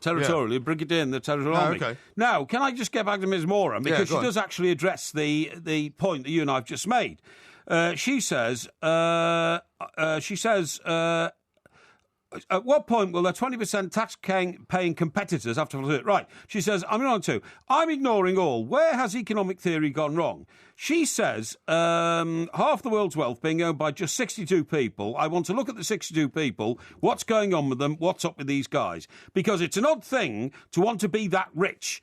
I think there is a presumption that a lot of their wealth will be accidental, that it's just a happy byproduct of having a successful business, but it's not. To be one of the world's richest 62 people, you really have to want to be one of the world's 62 richest people. But how does she know that? Well, I don't know. Yeah. She takes an example as J.K. Rowling, who's another avowed socialist, right? And she says, it's easy not to be if you don't want to be. J.K. Rowling was on the world's 100 richest list, but then dropped off as she's given so much of it away. If you're one of the world's 62 richest people, you have to make a decision every day to continue being in that elite group of 62. Or you could make one phone call and donate it all to Médecins Sans Frontières. Yeah, well, you could do that, but I think she's way off the mark on this one. Do you know what I would say on that? What would you say? What I'd say on that is, I would rather that a vast amount of wealth was held in the hands of a man who'd made it through his business genius than give it to some charity, worldwide charity, which would inevitably waste it. It would fall into the hands of corrupt people. Yeah, but you're also assuming that they don't already do that, and I'm sure most of them already do it anyway. A lot of them give vast amounts to charity. Because, and not because necessarily they're particularly, altruistic about it, but quite often because it's tax efficient to give a lot of money to charity if you're that wealthy. The Bill Gates Foundation's got about 14 billion quid in it or something, to help people around the world. I mean, he wants to eradicate malaria, doesn't he? And he's giving loads of his money away all the time. Exactly. Yeah, it's a very odd, but it doesn't surprise me. I'm not as big of a fan of hers as you are. Yeah. It doesn't surprise me at all that she's got this kind of view and that she would propose it to the rest of the world. Yes. Because, I think she's quite a strange... she has a quite strange attitude to the way that the society is run, I would say. Yes. But that's where we are with that one. Now, very coming wealthy up... herself. Well, she is. And we're coming up to... Undeservedly so. Well, very much so. Maybe she should stop writing so many columns and monopolising the column business. But coming up, right, it's time to talk about Wales. And I don't mean the country. I mean those things that keep beaching themselves all over the UK. This is TalkSport. Kick off with 100% football on TalkSport, official partner of the Barclays Premier League. Oh my word, he's done it again! This Saturday afternoon from 5, exclusive national radio commentary of Chelsea versus Newcastle. And it's slid in by Diego Costa! With full updates of every single Premier League game throughout the season. Official partner of the Barclays Premier League, TalkSport. There's a whale, there's a whale, there's the whale fish's blow, and the whale was in full view. Whale fish, whale fish, whale fish, and the whale was in full view. There's a whale, there's a whale, there's a whale fish, and the whale was in full view. This is TalkSport. We are the two mics. Ask Porky coming up in the next hour or so. If you've got any questions you need answering, any problems you need solved, he is here to help. He's the man with all the answers. And he thinks he may have the answer for why we're seeing all these sperm whales beaching themselves up and down the Norfolk coast and in other parts of Western Europe as well. But we've got an expert to talk to, Mr. Hal Whitehead, who I think is originally from this country. We're going to find out from him over in Nova Scotia what he thinks is the cause. Hal, a very good morning to you. Well, it's good morning to you. Indeed it is. Good morning, Hal. Great to hear from you. You are a native of Derby in England. I was born in Derby, yes. Excellent. Don't remember it very well. I moved. Well, don't worry. From Derby when I was 2. So. Well, it's still a fine city. Well, you haven't lost your accent anyway. No, you haven't. No, indeed. You're going to tell Hal, I'm about sorry, your theory. Hal, thank you very much for coming on and talking to us. I'm sure you're aware of the fact that we've had a spate of whales, mostly sperm whales, being washed up on the Norfolk coast here in England. It's it's a terribly sad vision visually when you see these poor creatures lying on the beach. They can't survive, of course, out of water because they crush their own internal organs and all that kind of stuff. But we're trying to find out exactly why it's happening. And one theory I have is that we've gone mad on wind farms in this country. There's over 300 turbines which are positioned in the North Sea, close to where these whales are being beached. Has that confused the whales, their navigational systems, their sonar that they have in their heads? Is this what is doing for whales in the North Sea over here in Great Britain? Well, I don't think it's the wind farms, no. Because the wind farms have been around for a while, and they've, there's been this spate of strandings over the last few weeks. Mm. So, we don't know for sure what's going on, or even we've only got a few ideas. But the thing that strikes me about it is that we have these whales stranding at more or less the same time, but in different places. And usually when that happens, it's a sign of some very loud sound. Sometimes, well, quite often it's associated with navies using their sonars or explosions or something like that. Now, I'm just, I haven't studied the European ones in any detail, but so what you think? What you mean? So you think it could be some, what's almost like some military exercise that's caused it specifically? Yeah. I mean that would be my first guess, because there are generally 3 kinds of whale strandings. One is where you get one whale, or maybe a mother and its young one, who come up on the beach, and usually they're sick or injured or something. Yeah. And then there's another kind which has been around, well, Aristotle described them, where a whole bunch of whales come up in the same place at the same time, and a lot of them are alive, a lot of them are healthy initially, and then they die. But it happens, in one little area. And then there's the kind which seems to fit with what you're getting in Britain and on the other side of the North Sea, where whales strand at different places, a few together, but a few somewhere else, and a few maybe 50, 100 miles away, but at roughly the same time. And these have often been tied to very loud sounds. Sometimes, mostly seem to have been made by us, but perhaps sometimes natural sounds. Well, I don't understand the sound theory, Hal, because we would be aware of the Russian Navy on exercises in the North Sea, firing missiles and all that kind of stuff, and that doesn't seem to be happening. I mean, they could have a fleet of submarines circling around Great Britain, for all we know. They are an aggressive nation, Russia, but it's not very obvious to us. Well, I mean, again, I'm speaking from the wrong side of the Atlantic without full knowledge, but I mean, don't the wind turbines? Supposing there were some Russian submarines messing around the North Sea, and as I understand it, the Russians have started to do a bit more of that sort of stuff. They have, yeah. Then it seems to me that what the NATO navies might be doing is trying to find them and keep track of them and whatnot, and that's when the sonars would be used. Well, sure, but the thing is, Al, you say noise. Now, it's a known factor that these wind turbines make a terrible amount of noise. They distract people in their homes when they're on the land. Birds, as we understand it, are knocked off their navigational routes by the force and the power of the turbine blades that go round and make a humming noise. And I feel that it's unnatural to put huge turbines into a sea full of whales and then the whales suddenly start beaching up on the beaches. And when you say, well, the turbine turbines have been around for a long time. They have, but you have to remember we're adding to the forest of turbines in the North Sea on a monthly and yearly basis. Yeah, no, I'd agree with you, but near where I live here, there's a turbine, and I a big one, but I can't hear it. And I have heard Navy sonars at sea, and they are incredibly loud. It's just truly horrendous. Yeah, I've had a U.S. Navy vessel, just about 5-10 miles away, right, with one of these things on, and you can hear it screeching through the bottom of your boat, and it's a truly horrible sound. And submariners say, it really drives them crazy. Yeah. And we do know that whales beach after these things. Now, I'm not saying that this is what caused these ones, but I guess that's my guess. I mean, is it so bad that they could have their their sonar senses damaged irreparably, so that they, even if it was after the event, they didn't know where they were going? And what about this theory about them chasing giant squid, which a lot of people seem to be suggesting is the cause?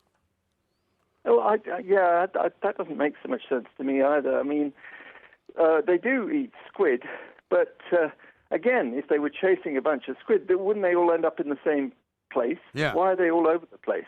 I don't know. It just doesn't seem to fit to me. Okay. Do you think pollution and global warming or climate change has got anything to do with it? I mean, is the world changing so rapidly now that their environment has become a stranger to them? Yeah, well, I think things are getting harder for them. The oceans they swim in have more plastic bags. They have more.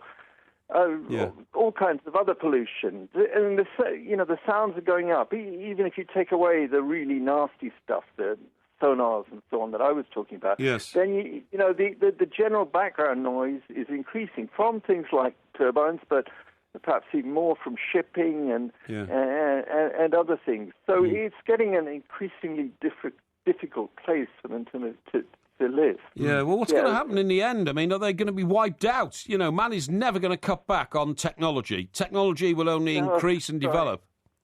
Yeah, I know. It's one of those potentially really sad stories. But there's a little bit of hope here. If you think, go back, 40, 50 years, in the 1960s, the number of whales on Earth was, it's about 10-15% of what it had been in 1900, 60 years earlier. Yeah. And it was going down really fast. The whales were disappearing like crazy, but, in the late 60s. Was that because of hunting? In the 1970s, we got our act together. Yeah. Humans did. We put a not quite a stop, but we pulled out. And so they're still around with us today, and a few of the populations are beginning to increase a little bit. So, we think we have got our act together in a few cases, and maybe we can as far as the oceans go. Sure. One of the strange things that happened yesterday was there was another whale spotted off the coast of Norfolk in what was called shallow water, sort of thrashing about, and obviously I think it was 50 miles away from Hunstanton, where there's been whales beached in the last few weeks. But somehow this one managed to turn around and disappear again. It's very unusual. They were able to call off the search and the rescue and all the rest of it. So why are some of them able to do that when some of them obviously keep coming into the beach? Well, we don't know for sure, but again, this is a pattern that quite a lot often happens. And so if you think of it, these are panicked whales. These are whales who've been injured, and some of them are more panicked and more injured than others. Mm-hmm. And that one maybe. Certainly is a bit better off than the others. Indeed. So it's all a bit of a mystery, it would seem, Hal. I mean, nobody really knows what the answer is. I mean, it's a huge mystery. Yeah, right. Okay. I mean, I'm just guessing here, and you're guessing there, and even the scientists who know a fair bit more about this particular situation than you and I are still, as far as I can tell, baffled. really guessing about what might be going on. Yeah, it's all very baffling stuff. Well, Hal, listen, appreciate you taking the time to talk to us. Hal Whitehead there, Spermwell researcher, professor at Dalhousie University in Halifax, Nova Scotia. That's quite a title, that, isn't it? It is, isn't it? Yeah. Did you know one amazing fact about Wales? Go on. They don't drink seawater. Really? No. Right. They can't. Well, is that why they blow it out of the top of the blowhole then, presumably? Well, the only way they get hydration is from all these squid that they eat. Right, okay. See what I mean? But that's why they blow the water out the top of the blowhole, presumably. I suppose so, yeah. And the other thing is... Because they're mammals, aren't they? That's why they have to come up out of the water to breathe the air. And guess how much food they eat a day? How much? 1 ton. A ton? One whale eats 1 ton of food a day. Right. I mean, that is incredible. That is an awful lot of food. It's even more than you eat. It is even more than I eat. Yeah, that's very true. I'm being facetious there, obviously. But that is a huge amount of squid. I had some fish earlier on, actually. Oh, did you? I had some cod, yeah. I had haddock. Did you? Today. Did you have it in batter? Yes. Of course you did, yeah. Yes, absolutely, I didn't put mine in batter. No, where'd you get yours from? Well, no, I cooked it. Yeah, where'd you get it from? What do you mean, where'd I get it from? Where'd you get it from, like some fancy market? I got it, no, I just actually had it delivered. I got it from Ocado, actually. From where? Ocado? Yeah. Oh, I see, yeah. You can buy fish that isn't cooked. Some poor guy to run up 4 flights of stairs with your fish. Yeah, he did, yeah. What's wrong with that? Well, you've no feeling for the working man. Yeah, right, OK. And you are, of course, the man of the people. Yes. This is Talk Sport. This Valentine's Day, you are the lover. OK, you can do this. A specialist in seduction. Just pick knickers, bra, anything. Oh no, shop assistant. And your weapon... Can I help you? ...is Moonpig. Order a dozen red roses now for just £25. And they'll be courier delivered free on Valentine's Day. Moonpig. Get it right. Moonpig.com. Free delivery offer ends 4 p.m. 10th of February. Geographical exclusions apply. Life is exciting. Life is rewarding. Now imagine your life enhanced with boundless opportunities. A life where elite training gives you the edge. Where travel and adventure are yours for the taking. With roles from anti-piracy to counterintelligence. This is a life where you can realise your potential. A life where you can make a difference. All for as little as 24 fully paid days a year. Experience our way of life at Royal Naval Reserve Live. To find out about events in your area, search Navy Reserves. The FA Cup live on Talk Sport with Regain for Men. The earlier you start using Regain, the higher your chances of seeing results. The magic of the FA Cup continues on Talk Sport with live commentary of the 4th round replays. Tonight from 7, Saggers and the team bring you full, uninterrupted commentary of Peterborough United versus West Brom. Saido Berahino. The FA Cup live on Talk Sport with Regain for Men. Facts, not fiction. On DAB Digital Radio and 1089 and 1053 AM. That's the way to do it! Better looking by far. Talk. Didn't discount your theory altogether, did he? He said nobody really knows. He was quite interesting, but at the same time, he didn't seem to know a lot, to be honest. I mean, well, it's a mystery. I mean, aren't you able to accept the fact that in this case, things are sometimes too mysterious? Yes. But as he's a whale expert, I thought he might come in and say, well, this is the case, or that's the case, or something else is the case. Listen, talking about whales, of course, been around for a long, long time. Where was it that old Darwin went to write his The Origin of Species? What, are you thinking of his trip to the Galapagos Islands and all that? Was that Galapagos? I think it might have been. Right, because I tell you what, we have had, very kindly, a postcard from hell. From hell? H-E-L-L. Oh, right, OK. Is that somewhere in Norway? It's in the Cayman Islands. Oh, is it? Right, OK. Now, the Cayman Islands is quite close to the Galapagos Islands. I thought the Cayman Islands was in the Caribbean.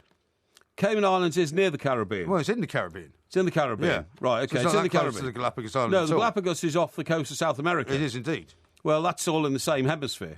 Well, you might say that, but I don't know if you're right, because most of the Caribbean Sea is actually the northern hemisphere, and you would have to say the Galapagos Islands in the southern hemisphere. Yes, that's true. Anyway. So, I mean, it's a very long swim, let's put it that way. Anyway, the gentleman who sent this is called Dave. Dave, yeah. And I think his name is Snicklefrit. Snicklefrit? Well, he's you sure that's not his nickname? Well, either his handle or his email is Snicklefrit286. Oh, this is his Twitter handle you're talking about? Yeah. Well, that doesn't mean that's his last name, though, does it? Well, I mean, I don't know. He hasn't got a last name. Anyway, this is addressed to the two mics. Yeah, OK. Talk Sport, Hatfields and all that kind of stuff. It's got a Christmas stamp on it. Right. From the Cayman Islands. So it might have taken... So it was posted before Christmas? Well, I don't know. It's got a Christmas stamp, so it could be a Christmas... Oh, hang on. I can see the date on the postmark. What does it say? It says the 18th of Feb. But it's not the 18th of February. Well, it can't be the 18th of February unless he's a time traveller. Exactly, yeah. You sure you haven't got this wrong? No, I've got it. But the postmark... Why didn't you look at it before you started reading it out? Hang on, the postmark is actually Hell. H-E-L-L. Right, OK. Right, now, he says, to old MG and Porky, I thought that as old Porky is a God-fearing Christian, you'd appreciate a postcard from Hell. Right. Love the show, guys, from Dave. Thank you very much indeed. Yeah, here it is. Hell in Grand Cayman. It's a group of short black limestone formations located in Grand Cayman. Well, there you go. West Bay. Yeah. Roughly the size of half a football field. Yeah.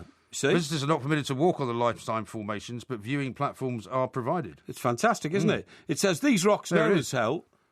Yeah, is that what's in the postcard? Yeah, so more or less on the postcard. It says these rocks, known as Hell, are located mainly behind the Club Inferno, and owned by a family called the McDooms. Oh, really? Yeah, the McDooms. Yeah. Not the McTombs. No, the McDooms. Right. In West Bay, Grand Cayman. In spite of the lava-like appearance, they are natural rock formations getting their unique looks from the effects of algae and erosion. Said to be millions of years old, they allegedly got this name in the early 1900s when the British Commissioner, Cardinal... that's his name, Commissioner Cardinal, on a visit to the area, took one look at the rocks and remarked, this must be what hell looks like. Oh, right. A variation of that story is that he was shooting birds, took aim, shot and missed, and said, oh, hell. Whatever the story, it's a hell of a place. There is a hell in Norway as well, so I wasn't completely wrong about that. Yeah, there is, yeah. Okay, yeah. And also there's a hell in Michigan as well. In Michigan, right. Yeah. So there you go. So that's all very interesting stuff. Yeah. Now then, there's a place called Heaven as well. There must be, wasn't there? I would imagine there must be, yeah. Now, I want to talk to you about the sixth man to get on the moon. Yes. How about that? Yeah, who is he? Well, he's dead. But well, you won't be libeling him then? No, I won't be libeling him. But he's an interesting fellow because... He sorry? Who is he, though? He was Alan Shepard's mate on the, when they played golf on the moon? Yeah. Well, Alan Shepard played golf, and he was the other one. Right, OK. Right, and his name was, I'm sorry, I was at my note here, Edgar Mitchell. Edgar Mitchell, OK. But what was interesting is he was famous, and he died of a very good old age. He died at the age of, how old was he? 85. Yeah. But he was the astronaut who actually, the one astronaut out of the whole programme, because, they had to be checked mentally before they could become astronauts to see that psychologically they were sound. Most of them came through the US Air Force, didn't they? Yeah, they did, or Navy. Yeah. They're all Navy flyers. Right. He was the only one who actually started to believe in UFOs and aliens as a result of going to the moon. Oh, OK. So I thought Buzz Aldrin sort of touched upon some of that as well at one point. Well, I think Buzz Aldrin was more interested in exploring the possibilities, whereas this guy, I think, actually got converted. Right. So it says, on the return journey to Earth, because he was on the mission where he and Shepard landed on the moon, right?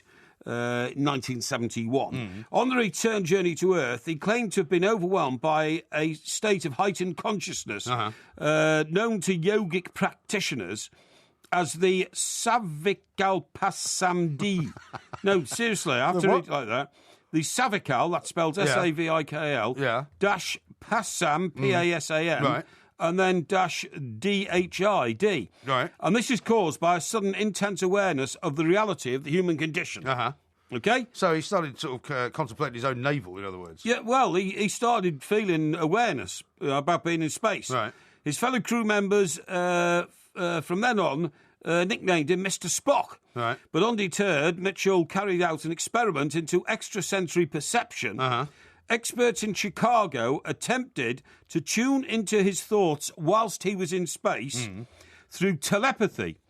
And he said the results were staggering. Really? He claims to have made contact with people on Earth when he was in space through extrasensory perception, OK? So who does he think he was contacting, though? The people in Chicago. Just the people in Chicago, not the other people who were in space. No. Not like aliens. No, but like what that. he's saying is, if you can, across space, this is what he was saying, across the emptiness of space, if you can contact with another living creature who just happens to be a human on Earth, why can't you contact other living creatures who might be elsewhere in the universe? True. You see what I mean? Yeah. But he wasn't using the radio, he was using pure telepathy. Pure telepathy, yeah, pure telepathy. But what sorts of things were they exchanging then? Were they exchanging thoughts? Were they exchanging instructions? Were they exchanging ideas? A guy would look at a bit of toast and ask him what had just been spread on the toast. Oh, OK. And he would say peanut butter or something that's like just that. a guess, isn't it? No. You would guess peanut butter if you were thinking about talking to someone Well, I didn't know he did say America. peanut butter. He might have said blueberry jam or something, okay. you know what I mean? Right. But whatever it was, he sort of got it right, you know what I mean? Right. And people thought this was amazing, you know? Was he not one of the guys that then NASA decided to sort of disown as a bit of a nutcase? No, they didn't actually. That's the funny thing about it. Yeah. They thought he was excessive because he did strange things on the moon. You know, he kicked rocks around and they flew off and might still be travelling through space, literally. Right. You know, and all this kind of stuff. But he. As I say, Shepherd took out this golf ball. Alan Shepherd, you know, is the only man ever to have played a sport that we know of on anywhere but Earth. Outside of the Earth. Outside of the Earth, that kind of thing. But anyway, as he grew older, Mitchell admitted that space travel, time spent away from home during training, and the temptations that came with celebrity caused his marriage to collapse. What does he mean by that? Well, before he got into extrasensory... presumably. Yes, I do, yeah. Before he got into extrasensory perception, he used his status as an astronaut, as you quite rightly just said, celebrity. He lived life to the full. His wife, Louise, divorced him in 1972. The same year, he married Anita Retting, you know, a popular celebrity. They divorced in 1984. And in 1989, he married the actress Sheila Cisco, who was a former Playboy bunny. Right. They divorced in 1998. Right. So, you know, he went around the houses a bit with... But he also, I'm sure he also got involved in conversations about Roswell and UFOs in general. I'm sure he became one of these guys that NASA wanted to shut up after a while because he kept going on about how he thought that aliens did exist and that, you know, he had reason to believe that he was the best man to judge that. He started telling people, but it was long after he'd left the space programme, so people didn't actually, you know, disown him because he'd already left. But he did say that the White Sands missile range in New Mexico, which is near Roswell, was the primary focus of alien interest on Earth. He said, my own experience talking to people has made it clear that extraterrestrials had been attempting to keep us from going to war and help create peace on Earth. Well, there you are. He says that extraterrestrials stopped the Third World War. And what do you make of that? Well, I think that's a bit, you know, fanciful. Yeah, I think it might well be. I think it's a bit fanciful. It might well be. The point is, it came to my attention because he recently died. And somebody had said to me, did you note the death of? And I said, no, so I looked it up and I found out. But I mean, look, you know, you've got to remember that astronauts are the most unusual men on Earth. Yeah. If they've been to the moon, because not many people have. Right. And one of these days, the last one who's been to the moon will die out. Yes. Like the last of the Beatles will die out, sadly. Like the last of the World War I veterans, World like War the last II of the Spitfire pilots will die out, and all that kind of stuff. Yeah. They're a unique band of men. Yeah. So anything they've done, anything they see, anything they do is so unusual. Only 16 men ever stood on the face of the moon. Right. And, you know, 4 or 5 of them are already dead. So, I mean, that's a... Listen, I want to tell you about Putin. Yeah, go on. Because I keep tags. You know that... well, I think he keeps tags on you more than the other way around. Well, my political contacts in Moscow tell me he's grooming a former bodyguard, right, to be his heir apparent. A guy called Alexei Dyumin, who's the Deputy Defence Minister. He's being groomed to take over. He's a much hero. But you can imagine it'll be like the bun fight around Rupert Murdoch's death, won't it? Yeah, but honestly, the funniest thing about it, Mike, is that this guy rose to fame. Yeah. He was formerly a Putin bodyguard, right, and a very trusted aide to the Russian president, with whom he also volunteered to play ice hockey. Oh, yeah. But he didn't play ice hockey on the president's side. He always managed to play ice hockey on the opposition side, and he always insisted on being put in goal. His main job was to let in goals that Mr. Putin was firing towards him. Well, that sounds about right. And he's quite a good ice hockey player, though, Putin, isn't he? Exactly. And he said, you know, all the footage on TV, which is shown regularly, of Mr. Putin hitting the puck into the net, shows this guy who's his successor as the forlorn goalkeeper who lets him go past him. Well, there are many paths to success, I suppose you might say. Yeah, absolutely. Do you think he just voluntarily did that, or do you think he'd asked him beforehand? Well, I think you'll find that, you know, it wasn't just he was an incompetent goalie. He somehow always ended up joining the team that Putin was playing. Right. He was always in goal, and his job was to make sure that he never saved a Putin shot. Isn't that amazing? It is amazing. Yeah. It's like playing golf with editors and things like that. There are some people who think you should always let them win. I was never one of them. I always thought that you should do your best to beat them. Yeah. And whether or not that harms your career or not, which sometimes it may have done, I didn't care. I never had the choice because I was so useless. Yeah, well, that's the trouble. Anyway. You weren't a very good golfer. But never mind. This is Talk Sport. We are the two Mikes. Jerry's helmets. I've been a fan at club my whole life. I go over 100 games a season. I follow the first team, home and away and overseas. I watch them train. I follow the under-21s, the under-19s, trainees, women's team. I watch friendlies, pre-season, testimonials, and I am sorry to say I have seen more collective talent up a Nat's chuck. That's amazing, but this is a hat shop. Don't call a hat shop. Call Collymore, the world's finest one-stop talk shop for passionate, precision-engineered post-match analysis. Call Collymore. Saturday night from 7:30, straight after Chelsea versus Newcastle on Talk Sport. This is Talk Sport. We are the Two Mics. There will be a podcast coming out a little bit later on, of course. Just watching Donald Trump there on one of our internal monitors. And he's looking very red, isn't he, tonight? While he sort of punches the air and points. Actually, if you look around him and see the bloke behind him, to his right, to our left, he looks red in the face as well. I think it's camera work, that. Do you think so? There's a very attractive lady standing on Donald Trump's right, which I assume is his third wife, is it? Well, it might be, or might be one of his daughters, I don't know. Yeah, could be one of his daughters. Who was he married to? That Maria girl who was the... it was Marla Maples. The actress, Marla Maples. I'm not sure if they had any kids, though. No, she was in a Broadway production for a year, wasn't she, when we were over there? Yeah, she was. But I think it was largely based on the fact she was girlfriend of Donald Trump at the time. Yeah, I think that probably had something to do with it. When he was married to Ivana. There was that very weird story about her shoes as well. Remember that one? Somebody kept stealing them? Yeah, somebody kept breaking into her apartment and stealing one shoe. That's right, and it turned out he was a foot fetishist. Yeah, that's right, he was, all the shoes were found in his apartment. That's right, yeah. And she didn't notice for ages. No. She kept wondering why only one of the shoes. Shoe had gone and I think it was always the left shoe that he took as well. Was it? All right, yeah. Very strange some people weirdo out there. people around. Listen, I've got some good news for you. Oh, good. I've had the results back for my eye test, right? Have you? Yeah. And they both work? Well, one of them is incredibly wonky. Is it? Yeah. Has it always been that way? Well, I'm just trying to work it out now. Because my left eye is much less good than my right eye. Hang on, I'm working out. Yeah, that's right. Now, my left eye is much less good. I'm just looking at our internal monitors here. My right eye's better, so I've got my glasses off. So what's the reason for that? Is there some historical reason? Well, I don't know, but this is... now, these are the results, OK? Right eye, left eye. Yeah. And it's in different columns. What they measure is the SUF, which is SPH. SUF? Yeah. What's that? I don't know.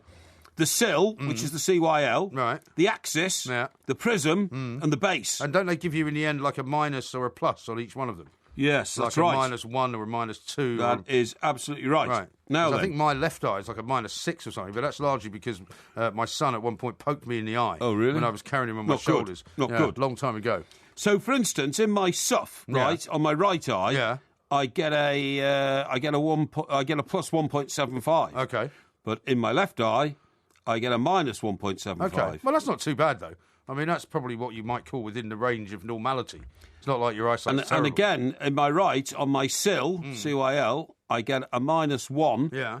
But on my left, I only get a minus 0.75. So they've actually sent you this as a result of you. Yes. Because normally what I would do is I would go and get my eyes tested, and we've had this conversation before at the old Tesco's opticians, right? Yes. And once they've given you the eye test, they then just show it to you. They don't actually... It doesn't take any time. How long ago did you have the eye test done? About a week ago. Really? But why does it take so long for them to give it to you? I don't know. How strange. Idea. Anyway, now the strangest thing is, on the axis, on my right eye, which is my stronger eye, it's measured at 25. 25 what? I don't know. But the measurement is 25. 25? Yeah. Okay. But in my left eye, which is much weaker... Yeah. Why do you keep looking up at the screen whenever you ask about your left eye and your right eye? Because I can't remember which one's stronger than the other, so I just have to double check. Well, your left eye is the weaker one. That's right. Yeah. It's measured at 135. What? Yeah. 135 what, though? I don't know. But it's 6 times, 5 times, sorry, between 5 and 6 times the strength of the right eye, but the right eye is the strongest eye. So I don't quite get this. I don't understand it. I mean, all I know is that I see the minuses and the pluses, and you get an idea of whether your eyes are, the same, or one is much worse than the other. So does that mean you got new glasses coming? I've got new glasses coming on Thursday. Oh, really? 2 pairs, £400. Excellent. Yeah, pretty good, eh? Yeah. Now, listen, do you feel happy all the time? I wouldn't say all the time. If you do, you're mad. No, I don't think anyone who feels happy all the time is telling the truth. It's impossible to feel happy all the time. I've got some information here from Dr. Max Pemberton. Who's he? He's a fantastic psychoanalyst. Is he? And I read his journals all the time. Okay. Seriously, yeah. I mean, is he quite a famous guy then? Yeah, famous guy. Should I have heard of him? Oh, yeah, he writes bits in papers all the time and all this kind of stuff. And I mean, you know when you meet someone who's always happy? Yes. It's always slightly unnerving. It's terrible. Slightly it's terrible. unnerving. And they're always really cheerful. Oh, do you know the people I can't stand? Yeah. The whistlers. If I get a whistler in my company, I'd feel like thumping him. Yeah. Really, I'd like to. I mean, it's rare to find someone, say, in a workplace who whistles, but quite often when you walk down the street, you'll hear people whistling. There's a guy in a pub near to where I live. Yeah. And he doesn't whistle in the pub, does he? No. He comes in occasionally, but he is so full of bonhomie. Yeah. He walks in, oh, hello, everybody. Oh, ho, ho, ho. You know, he stands at the bar and says things to the barmaid like, oh, my dear, you look splendid today. Is that your new summer dress? You know, something like that. Yeah. Absolute pain in the butt. A bit of a plank. Yeah, a bit of a plank. Yeah. And then he takes a drink, and then everybody walks past the bar. He says, good day to you, good day, you know. Right. And then he stands there on his own for the whole time. Oh yeah, stands on his own, but then he goes and starts playing on the machine, you know. And, you know, I don't know why he does that. Probably because nobody's talking to him. No. And then he talks to the machine. Oh, that's not a good number, is it? Oh, come on, you know, let's have a plum or something like that. You know what I mean? I mean, maybe he's quite a lonely character, though. Well, maybe it's all a bit of a front. But I wish he'd go off and drink somewhere else because he gets on my nerves. Has he ever terribly. tried to say hello to you? Yes. And what do you do? Just ignore him completely. Really? Completely ignore him. Don't even answer Don't even all. acknowledge him. Completely ignore. Once you start acknowledging people like that, you've caught forever. Yeah. But he's the sort of guy, if I'm sitting in the back of the boozer where it's quiet and people don't bother me and all that kind of stuff, I can actually hear his irritating bonhomieisms from the front of the bar. You know, things like, oh, nice weather. Yeah. You know, I don't want to talk to you about the weather. No, anyway, point of the story is, according to the Office for National Statistics, those who are middle-aged are the least happy people in the UK. Is that right? Yeah. And I don't think that's true, actually. No, it is. It is. It says this is because of the stress experienced by people in middle age as they try to juggle careers, growing children and ageing parents. You see, this has now become a bit of a cliche, though, because they're always talking about that. It has. They always say, you know, the sandwich generation is by far and away the most unhappy. Yes. I would say, actually, a lot of younger people are now much less happy, say, than you and I were when we were younger, because when we were in our 20s, basically the world was your oyster. You could do anything you wanted. You could own a house. You weren't held back by anything at all. All you could see in front of you was a sort of, you know, a great trail of success. Totally agree. And I think nowadays kids are much less able to look at it like that, and I think some of them are much more depressed about it. Totally agree. But the thing is, being happy is not a good situation, says Dr. Max, OK? It's not a good situation to be in, because deep down most of us realise that, you know, the pursuit of hedonism is the thing that pop stars do, but they usually do it assisted by, you know, mind-bending drugs and all that kind of stuff. Right. So it's and not an awful large amount of money. Yeah, an awful lot. I mean, it's very difficult to be a hedonist if you haven't got much money. No, that's true. That's true. What really matters in our lives is the meaning and sense of purpose. Yeah. Scientists have invented a machine that can be hooked up to your brain to give you every pleasurable experience you want. Okay? All right. It can make you think you are doing anything that makes you happy. Right. So they could simulate you having sex. They could simulate you watching your favourite football team. I don't think that would work, do you? Hey? I don't think that would work. Well, it does. It does. This is a new machine. It can simulate you eating your favourite food. It can simulate you watching your favourite film. Yeah, but it's not real, though. Well, it's not real. This is the whole point. Yeah. But this is an experiment that scientists do, OK? Right. They invented this machine. These feelings are indistinguishable from those you'd get in the real world. That's how accurate they can make it. I don't believe that. Well, you're blissfully unaware that you're actually floating in a tank with electrodes in your brain. They put you in one of these float tanks, OK? Right. And they put electrodes on your brain. And it is... This guy who's seen it, Dr. Max has seen it, said it looks like a scene from The Matrix, whatever The Matrix is. Yeah, it's a movie. Seen The Matrix? Yeah, I have, yeah. Yeah. And you're also given an overall view of your life, and that is that you never encounter pain or trouble or stress, OK? But don't they always say, if you don't encounter pain, you don't encounter stress, and you don't encounter misery, then you don't really know what the opposite of those things is. So you can't be happy unless you've been sad. Compare it to something, you mean? Well, no, but in any way, shape or form. Yeah. If you haven't experienced pain, you can't experience pleasure. If you haven't experienced, sadness, you can't really experience happiness. Well, it says here, when you've gone through this exercise, you're then offered the chance to be hooked up to that machine for the rest of your life. Yeah. I mean, not in reality, obviously. Right. Would you take that, or would you choose the fantasy of it or real life? It says the vast majority should surely opt out for real life, even though this means some discomfort and sadness. Right. But amazingly, 70% of people choose for the false existence. Well, that shows that people are very shallow, doesn't it? And people actually, think that if they could be happy all the time, then that's what they're eventually trying to be. Yes. But life isn't like that. Yes, you can't be happy all the time. Apparently, this theory was first put forward by the American philosopher Robert Nozick. Oh, yeah. In the 70s. I don't know him either. I don't know him either. But it says, was Michelangelo happy when he was painting the ceiling of the Sistine Chapel? Doesn't matter, does it? Well, yeah, it does matter, yeah. Why? You see, because the theory is that though he produced something which is like one of the 7 wonders of the world, yeah. Magnificent, all that, during the course of it, he was probably frustrated and angry at times, as well as bored. He was uncomfortable physically. Yeah, he would have a very sore back. At the angles which he had to posture himself into to get it done. Right. He would have got lonely and tired because when you're a genius like that, nobody can understand what you're doing and nobody can share or help you. The physical pain in itself would have been enough to put most people off. Right. But he didn't do it to feel happy. He didn't do it because he thought, this makes me happy to paint the Sistine Chapel. He did it to give his life meaning. Yes. It gave him a tremendous sense of purpose and of accomplishment. We may be frazzled and stressed, but if we're lucky, that's because we too are tackling some of the biggest and most important challenges in our lives. Yeah, I think that's fairly normal, isn't it? You have to face them bravely, and when you look back, you will recall that time in your life with pride and happiness. Yes. Well, I mean, none of that comes as any great surprise to me. The thing that does surprise me is that people actually want to be happy all the time. I think that's quite sad in its own way, but we'll explore some more of that coming up very, very shortly. Indeed. I've got some advice for you from people on the eye test as well. Excellent. Explaining exactly what all of that stuff means. Excellent. This is Talk Sport. The Barclays Premier League on Talk Sport with Sky Sports. Out comes the goalkeeper and he's lifted it over the top. This Saturday afternoon from 5. Hear live exclusive national radio commentary of Chelsea versus Newcastle on Talk Sport. Colaccini shoots, no, it scores! The Barclays Premier League on Talk Sport with Sky Sports. Watch all 7 Sky Sports channels anywhere you like with Sky Go on your compatible mobile, tablet or laptop. Whether you're saving for a new home or you've got a wedding to pay for, the money you're putting aside is perfectly safe. Protected by the FSCS up to £75,000. Should anything happen to your bank, building society or credit union, it's completely automatic, free of charge, and you'll normally get your money back within 7 days. You'll probably never need us, but it's good to know we're here.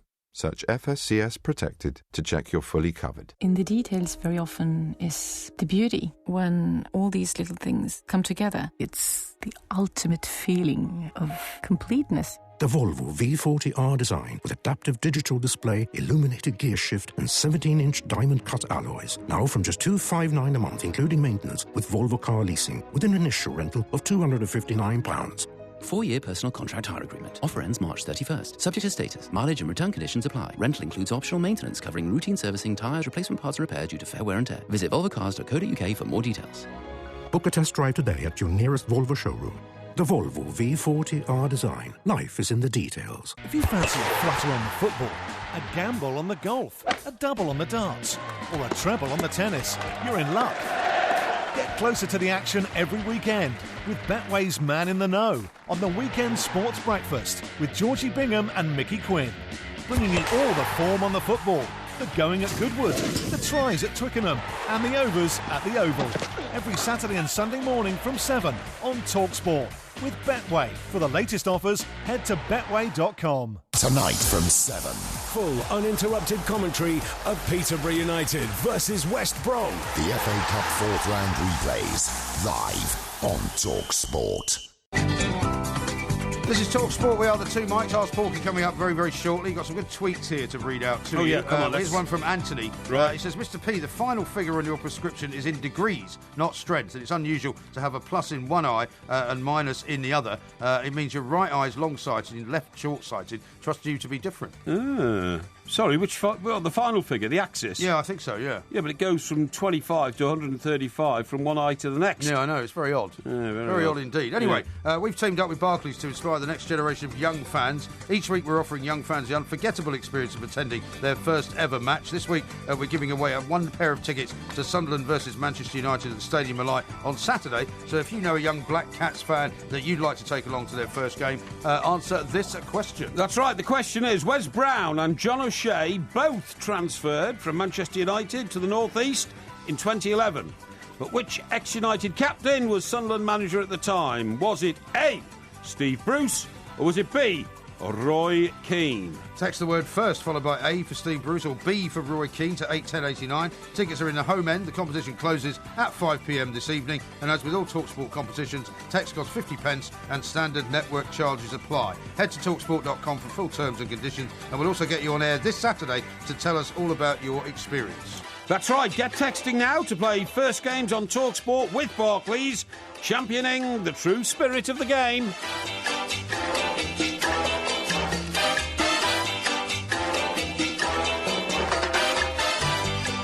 Now, I've got a few interesting texts to read to you as well, because we haven't done any of these for a while. Phil in Hertfordshire says this on the subject of whales. The capability of the whale to take advantage of tidal flows to escape is heavily impacted by their size and the length of time that they've been stranded or beached, as these whales are so heavy that they require assistance in supporting the weight of their major organs. Once they beach, the lack of buoyancy causes their organs to begin deteriorating, releasing toxins which quickly weaken the whale and ultimately contribute to their death. Yeah, they die of multiple organ failure. Which makes it even more bizarre as to why they would do something which they must know would lead to their death. Well, because their sonar's all gone. The sonar which keeps them in deep water, so the Moby Dick type scenario, it fails on them. They follow the squid, as you quite rightly said, and then the squid go into shallow water. They keep following the squid because the sonar's not telling them not to go into that water because something's knocked it out, either a submarine or I would hasten to say wind farms.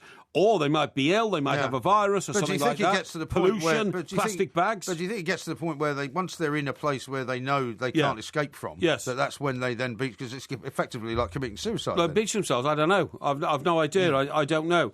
All I know is when you see an animal like that, and you know that it's lying on the weight of its own body, its own organs, and it's tragic. It's horrible. Horrible thing to see. Richard in Swindon says this.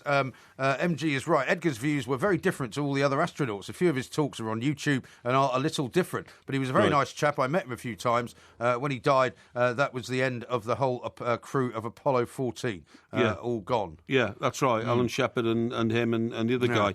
Well, I wonder where he met him. That's strange. Well, I suppose he might have given talks and things over the years. Here's one from John the Taxi in Croydon. He says, it's not Klopp's fault Liverpool are useless and can't win. It's all Brendan Rodgers' fault because he brought in all the dross at the club like Henderson, Lucas and Benteke. Don't shoot Klopp down. He must be staggered at how poor Rodgers did in the transfer market. I don't think anybody is shooting Klopp down. No. I think most people admire Klopp for his very buoyant and positive attitude and towards his perseverance, the job. Although Brendan Rodgers gave that interview, didn't he, a couple of weeks ago, to say more or less that some of the signings that he made were not his, particularly Mario Balotelli. That's right. That's absolutely right. Interestingly, I have, read a few opinion pieces from former Liverpool footballers, and they do now all put the damage down to Brendan Rodgers. And the main point of it is that they're saying that, the Liverpool owners, who are building a new stadium at the moment, will have to release tremendous funds this summer to Klopp if he's to rebuild the squad in anything like the shape it'll need to be to make a proper challenge for the Premier League title. Well, they will have to. But, have they got that kind of money, and is that in their plan? Well, the thing is, how many boards do you think will reply to their to their managers asking for 150, 200 million quid by saying, well, Claudio Ranieri didn't need that at Leicester, did he? Exactly. Go out and find some bargain players. And they might also Leicester players, sorry, Mike, some of those Leicester players cost less than £1 million. I know. Well, the whole squad's about 22. The whole team certainly 22 million, right? That's right. Yeah. Against Manchester City's 220 odd million, which they beat them on Saturday. Absolutely. But the other thing is they might turn around to him as in any organisation somebody would, because it's probably happened to you and me in various media organisations. Yes. Say, well, that's all very well, but you got involved with the supporters over the ticket prices, and we're going to now have less money thanks to your intervention, because we had to reduce the price of the tickets. They might well, but managers, particularly at Liverpool, from the Bill Shankly era, have to recognise primarily, first and foremostly, with the fans, rather than even the club. They have to. Yeah. That is because you went from Shankly to Paisley, to Joe Fagan, to Roy Evans. Yeah. These were all boot room people. Yeah. And they're Graham Souness, I guess, who came through as well that way as a player. It was a little bit different with Graham Souness in the sense that he was never a boot room guy, and he was never brought up through Liverpool's youth ranks like Phil Thompson was. But he he went to Liverpool, he went on to Italy and did things. Then he went to Rangers, became player manager very successfully. Yeah. First man to import English players into the Scottish Premier League, right, when there was still money in the Scottish Premier League, because Sky funded it in those days, as well as the English one. Then came Liverpool, and then, for some unknown reason, Liverpool fans turned against him. There were a number of reasons, really. They didn't like the style of football he's playing. And believe it or not, he did an interview with The Sun about, I think it was about his heart condition or something like that, or whatever it was, something like that. I don't know. But they never forgave him. Never forgave him. No, they never forgave him. I don't. There was something like that. I'd have to speak to Graham about it again. I've spoken to him about it before. Okay. But I think he was treated harshly, because even in the season when they said he had a poor season and took Liverpool backwards, he won the FA Cup. Yeah. So it couldn't have been that far backwards. Well, that was a poor season in the old days for Liverpool. Yeah, I suppose it was. This year it's not. This year it's a great season. Yeah. JP says this: Porky has an astigmatism, otherwise known as rugby ball eyes. What? That's what he's suggesting. Well, it does seem a bit odd if you've got if you're short-sighted in one eye and long-sighted in the other. Well, you're the same. You just said that your eyes differ. No. Well, they differ in terms of how good they are, but they're both in the same area of. One of them is not long-sighted and one of them is not short-sighted. Oh, yeah. How do I know that? Well, because of the figures you read out. Yeah. That apparently is what people are saying. Listen, Valentine's Day is coming up. I do indeed. Right. Now, I mean, I don't get mushy about Valentine's Day these days. I suppose many of us do and all that. You said you get quite a lot of cards, though, still. Well, I do. I get cards. People send me cards. And I've, made the... But you don't send any out, presumably? No, I don't. No.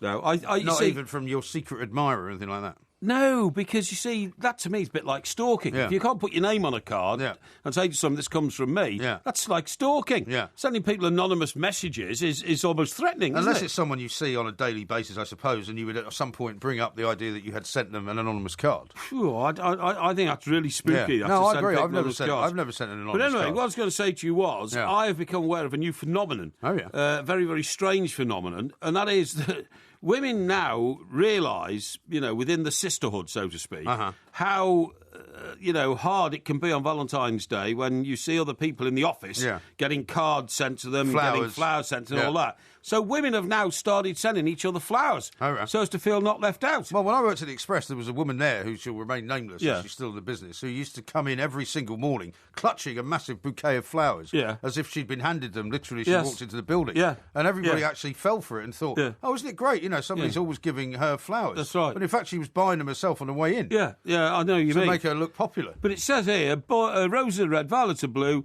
screw Valentine's this year, it's all about you. Forrest say that a February 13th celebration of women-branded Galentine's Day... Oh, yeah. Well, what's that come from? As in G-A-L. Oh, I see. Galentine's Day has been embraced by British women.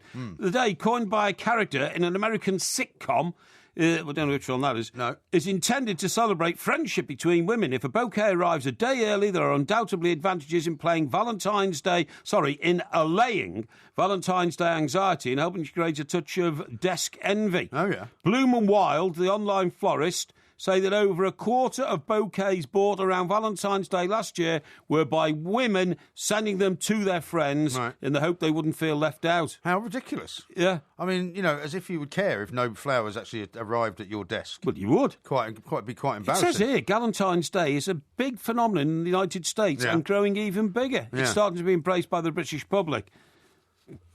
Oh, here, it was coined in 2010 by Leslie Knope, a character in the American comedy series Parks and Recreation. Oh, I'm not familiar with that. No, I'm not familiar with it. No. I've never heard of it, It's not been on Porky Vision either, has it? Not been on Porky Vision, Porky Vision tomorrow, of course. Porky Vision tomorrow. Is War and Peace still going on, by the way? No, it's ended last Sunday. Oh, it did, okay. Spectacularly. Oh, okay, well, don't give the ending away. A few people got blown away. Yeah. Others got Roger Eyes to death and all this kind of stuff, you know what I mean? Oh, yeah, spectacular. Roger Eyes to death. What a way to go. Yeah. Well, we may get into that tomorrow. But coming up next, though, it's time for Ask Porky. The Alan Brazil Sports Breakfast with special guest host Ray Parlour Jr. When you need a co-host for your breakfast show, who are you going to call? Ray Parlour! When Quinny's out and Brian Moore says no, who are you going to call? Ray Parlour! Get your daily helping of the sports breakfast with extra ectoplasm as Alan Stay Puffed Brazil is joined by funky football phenomenon Ray Parlour Jr. I ain't afraid of no host. The Alan Brazil Sports Breakfast with special guest host Ray Parlour. Ask Porky section, and as you might expect, there's a few kind of romantic type questions coming up this week because of the approximation to Valentine's. Yep, that's good. And we got loads of them coming in on Facebook and Twitter. If you haven't joined us yet, it's at the Two Mics on Twitter, and it's the Two Mics page on Facebook as well. First one's from Matty, who's a Villa supporter. He says, I've been with my girlfriend for 3 years, and I'm thinking of proposing. What's Porky's advice for it to be romantic? Well, I would make it typically and traditionally romantic, OK? So you go to a restaurant where you've got a corner table, OK? You get low lights, either a candle on the table or dimmed lights in that part of the restaurant, OK? The one thing you don't do is fall to the floor on one knee. Far too predictable. Yeah. Far too predictable. I should reach across the table and clasp your girlfriend's hands. Feel the beauty of her blood-red nails. Feel the slimness and delicacy of her fair-skinned hands. You should have a ring, presumably, as well. Oh, yeah, absolutely, in your right-hand pocket. Look into her eyes. Tell her that she's the most important thing that's ever happened to you in your life, that you want to forge a life together with her, that your life would be incomplete without having her near you 24 hours a day for the rest of your life, and then reach into your pocket, pull out the ring, open it, and say to her, darling, would you do me the honour of becoming my wife? I love you. I want to marry you. That's very nice, actually. Okay. Very well put. Thank you. Here's one from Chris on Facebook. At what age did Mike Parry realise he was a genius, and does his genius sometimes scare him? Well, that is a very good question, because I feel a bit like the John Lennon situation. John Lennon always knew he was a genius, but it took him till he was about 14 to find out exactly what he was a genius at. Because he actually went to art school thinking he was as good as Picasso, and that he was going to paint fantastic pictures and things. Then he thought he was a poet, because he used to scribble down little rhymes and all that kind of stuff. So when he picked up a guitar and realised that he could put all this together in one piece, he realised his genius was actually in songwriting. And maybe it was when he had to meet somebody else to have it brought out of him. Yeah, well, maybe. I mean, he started the Quarrymen, which is the group that started it all, so he was leading from the front there, standing on the front of the lorry, if you see what I mean, where they played off the back of a lorry at the Quarry Bank jumble sale that they first met at. And then he really realised he was genius. Now, my situation is slightly difficult, and that is, though I think I'm very good at a number of things, I still haven't found out what I'm a genius at. Right, okay. But I'm still waiting to find out. You're still searching? Oh, I'm still searching. Okay. And I mean, I might get in a Formula One motor racing car one of these days and find out that's what I'm a genius at. But it's too late to have done it. Well, that's a very interesting point you make there, because a question from Rich has come in on Twitter. Porky, could you please preview the new Formula One season? Well, it's not easy to preview it, because what you've got to say to yourself is it's bound to be another Mercedes season. I would think the biggest throw we're going to get this season is the fallout again between Lewis Hamilton and the German guy. The German guy. Rosberg, yeah, Nico Rosberg, because they're easily the two best in the world. Their cars are easily the best in the world, unless one of the teams has made massive strides, like Ferrari, with, what's his name, the 4 times winner. Yeah. What's his name? What's his name? You know, the guy who used to drive... Vettel, Sebastian Vettel. Unless he's made huge strides with his car, we know he's the greatest driver. It's going to be a 2-horse race, literally a 2-horsepower race. OK, that's a pretty good preview. Now, another one on the romantic front. Yes. Let's a little bit more specific. Tony says, I'm getting the wife a bunch of flowers for Valentine's Day. Yes. Should I expect a night of rumpy pumpy? Well, that depends on the relationship you have with your wife. I feel that if you think that you can ensure a bit of the old Rogerisation purely on the basis of a bunch of flowers, then you've got a very sad relationship, OK? You and your wife should be into an understanding about the Rogerisation possibilities on a far wider basis than you just turning up at home with a bunch of flowers. Most men turn up at home with a bunch of flowers when they've done something wrong. So usually a wife is very suspicious that either you've been Rogerising the secretary at work, or you have been planning behind her back a late bladderation session this weekend when she thinks that you're going to be out on some sort of, get-together together. So I would say forget the flowers and get organising a proper, regular Rogerisation schedule. That's a terribly cynical view of the world. How about this from Mark on Facebook? Porky, of all the many, many mistakes you've made in your life, which is the one you regret the most, and have you ever made the same mistake twice? Never made the same mistake twice. I learn from my mistakes. I can't even really think of a mistake that I feel has hindered me. I mean, a lot of people probably want me to say, you let so-and-so go. You know, your first girlfriend, Trudy, you let her go and you shouldn't have done that. I've never regretted that. Yeah. That has never been a regret to me. I don't imagine she has either. No, I'm sure she hasn't, no. But it's never been a regret to me because, of course, I had to choose a path through life and I chose that path. If there's maybe one regret, maybe semi-regret, maybe I would have stayed in America a bit longer than I did, but I'm very British. I wanted to come back to this country. I didn't want to lose my foot on the rung of my career in this country, and so I decided to come back here. I don't really even regret that. To be honest, I don't have a lot of regrets. Excellent. Here's one from Darren who says, Lent starts tomorrow. I think he means maybe today. I'm off alcohol during the week. Padre Porky would be proud. What, if anything, are you giving up for Lent? Nothing, because the point is I'm very happy with my lifestyle and the way I run my life. I indulge in bladderation, but only in moderation. I say that quite honestly and quite openly, so I don't have a problem there. My food intake is not huge. My indulgences in things chocolate? I mean, like, you could give up chocolate, couldn't you? I don't eat chocolate.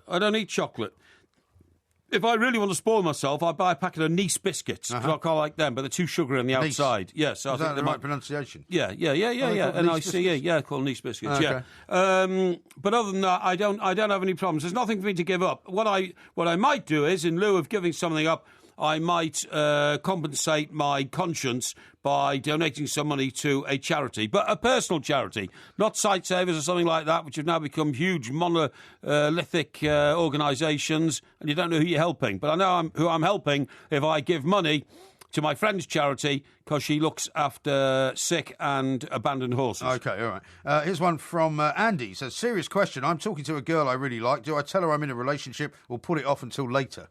What, you mean you're in another relationship with somebody else? Well, what you're saying? I think that's what he means, yeah. No, you should be absolutely honest from the start. If you don't, the basis of trust has disappeared. The point is, you've got to make your mind up, mate. You can't have your cake and eat it. You can't split your affections between two women. If you do, you will end up hurting both of them. You will knacker yourself. You will cripple your ability to have a straightforward relationship in the future. You'll be an emotional wreck. Be honest. That's what you've got to do. When you've got problems in life, pal, you face the problem. And it's in facing them that makes you a man. It's in facing them that gives you the honesty and the courage to live a good life. That's the moral answer, obviously. Here's one from Kerry, who says, from Peter. Porky, you advised me 2 weeks ago to take my kids out of school for our holiday. Yeah. I've informed the headmaster and been told I will be fined. Yes. Should I pass the fine on to you to pay? Thanks in advance. No, you've got to pay the fine yourself, because you've got to stand by your convictions here. And if they fine you, first of all, you appeal against it. And then secondly, if you lose the appeal, you appeal to the education authority about it, the local education authority. And then C, if that still doesn't work, you know what you do? Get yourself a part-time job and pay it. It's for your children. They're the most important thing in the world. Now, that's an interesting one, because there's another question here from Kerry, who says he asked this one 3 weeks ago, didn't get it aired. Porky, I work a 12-hour night shift, but still struggle financially with kids' expenses, mortgages, bills, etc. I now have the chance to take on a second job in the mornings, which would greatly help the finances, but mean 18-hour days leave me very tired, which might affect my kids. What do you suggest I do? And I'm not being rude. I'd get another job, pal. Anybody who works a 12-hour overnight shift and then has to find they've got to take another 6-hour job, you can't work 18 hours a day. You'll collapse. Quite apart from anything else, it'll make you mentally and physically very tired. That'll make you very depressed. You'll take that out on your children, your family. I swear to you, man, you know, it must be a very lowly paid job, and I'm sorry about that. I regret that that's the situation, but you must go and find yourself something that pays a lot better. Try starting your own business. That's one way of ensuring that you maximise all your efforts into financial return. I don't know what you're good at or what you do, but if you're a plumber, start your own business. If you're a carpenter, whatever you do, start your own business. Go collect rubbish and start your own business. Rubbish collecting business. Yeah. Paul says this, Porky, which would you choose? A, Everton win the FA Cup. B, an MBE from the Queen. Oh, absolutely no question about it. Everton to win the FA Cup, of course. I mean, you know, I hope that in years to come, my efforts might be recognised by my country, and my contribution, my wisdom, my direction, my, you know, energy towards making this a great country might be recognised. For the time being, I'll have the FA Cup. Thank you very much. Now, this is from Mark on Facebook. He says, Porky, can you ask your naval intelligence officers why their current TV advert states that if you can fix a skateboard, you can fix a Type 45 destroyer? Yeah. Why 5 out of 6 ships are alongside Portsmouth knackered? We are no good at fixing skateboards anymore, obviously. Yeah, well, I don't know the complete answer to that. all I can tell you is we've only got 6 T45s anyway, and I don't think there's 5 of them in Portsmouth at the moment. I counted 3 last time I was there.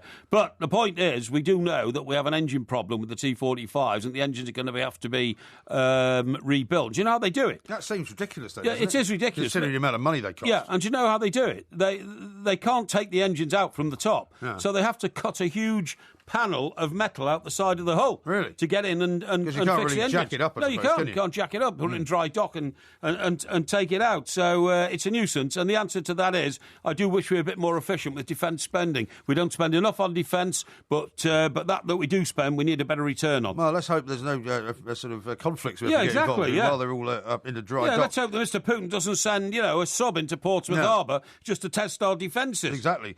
Gary says, Mike, does your repertoire of impersonations contain Sir Brucey? Sir Brucey, nice to see you.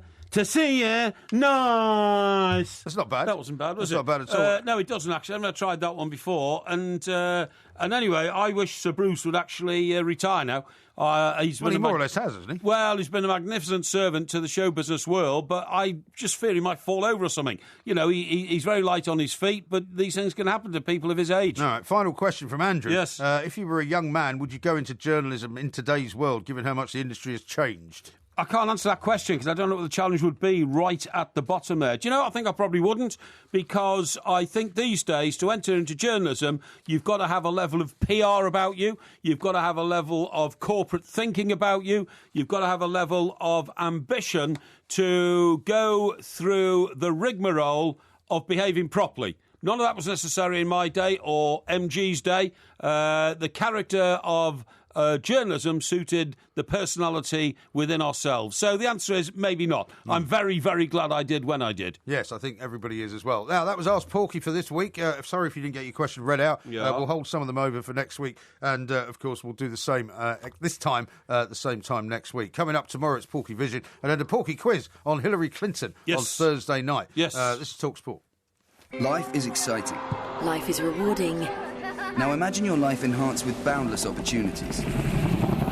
A life where elite training gives you the edge. Where travel and adventure are yours for the taking. With roles from anti-piracy to counterintelligence. This is a life where you can realise your potential. A life where you can make a difference. All for as little as 24 fully paid days a year. Experience our way of life at Royal Naval Reserve Live. To find out about events in your area, search Navy Reserves. The best sports news, exclusive interviews and unmissable opinion in this week's Sport magazine. Download your free sport-filled iPad edition now. Get in-depth previews, stunning photography and exclusive video content. Sport magazine is now available in iPad, Kindle Fire HD and Android editions. Sport magazine. The weekend starts here. If you've recently noticed that you're starting to lose your hair, there are a range of options open to you. You could have a hair transplant, as long as you're earning as much as a Premier League footballer. For the more thrifty amongst us, there's always the classic comb-over. Or if you really want to make a statement, why not go all out and get yourself a poodle perm wig? However, if you want to do something effective, you're going to need facts, not fiction. Regain for Men Extra Strength Scalp Foam contains minoxidil, which has been scientifically proven to help stop and even reverse hereditary hair loss, working deep down at the root. It can be used on a receding hairline, and the earlier you start using it, the higher your chances of success. You could even start seeing visible results in 16 weeks. And now Regain has an app that gives you support and advice to track your progress and maintain your twice-daily routine. Separate the facts from the fiction at regain.co.uk. Regain contains minoxidil. Always read the label. Talk Sport. Maximum Contact Radio. Making sport more exciting. All our offers are real. On DAB Digital Radio and 1089 and 1053 AM. Make a gesture. A £1.50 per ticket booking fee may apply. Good luck with that.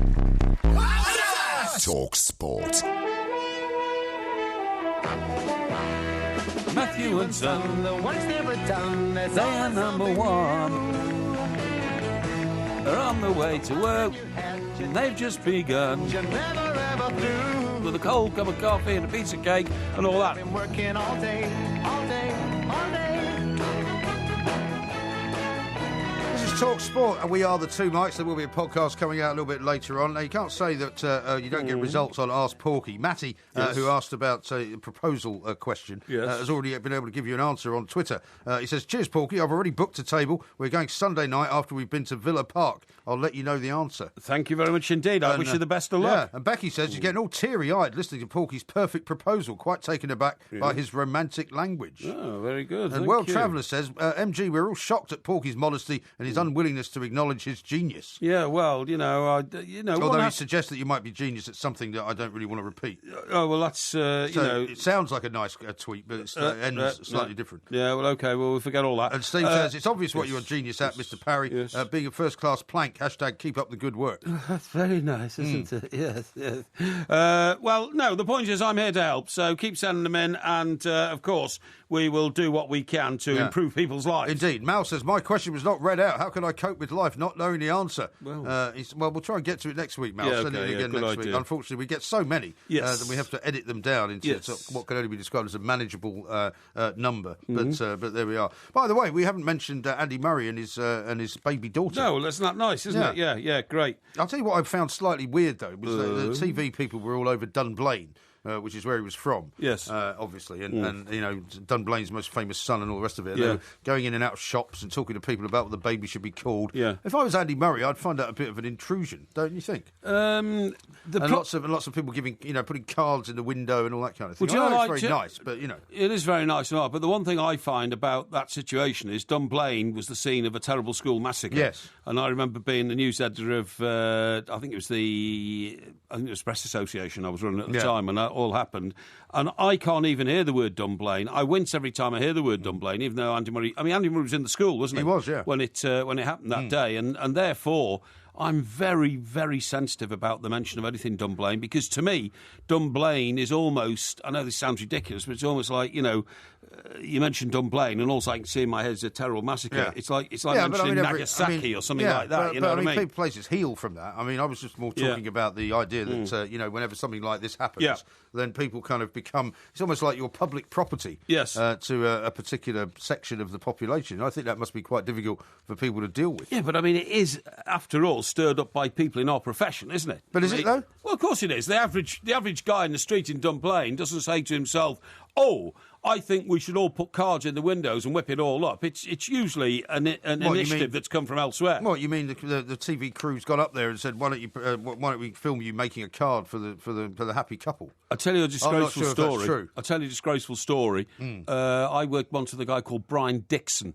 And it was in Ireland, actually. It was in the aftermath of the Mountbatten murder. Yeah. We both arrived in Mullaghmore, where he was blown to pieces, hours, really, after it happened. And we all stayed in Ireland for months until one of the guys who killed him came to trial and was actually sent down.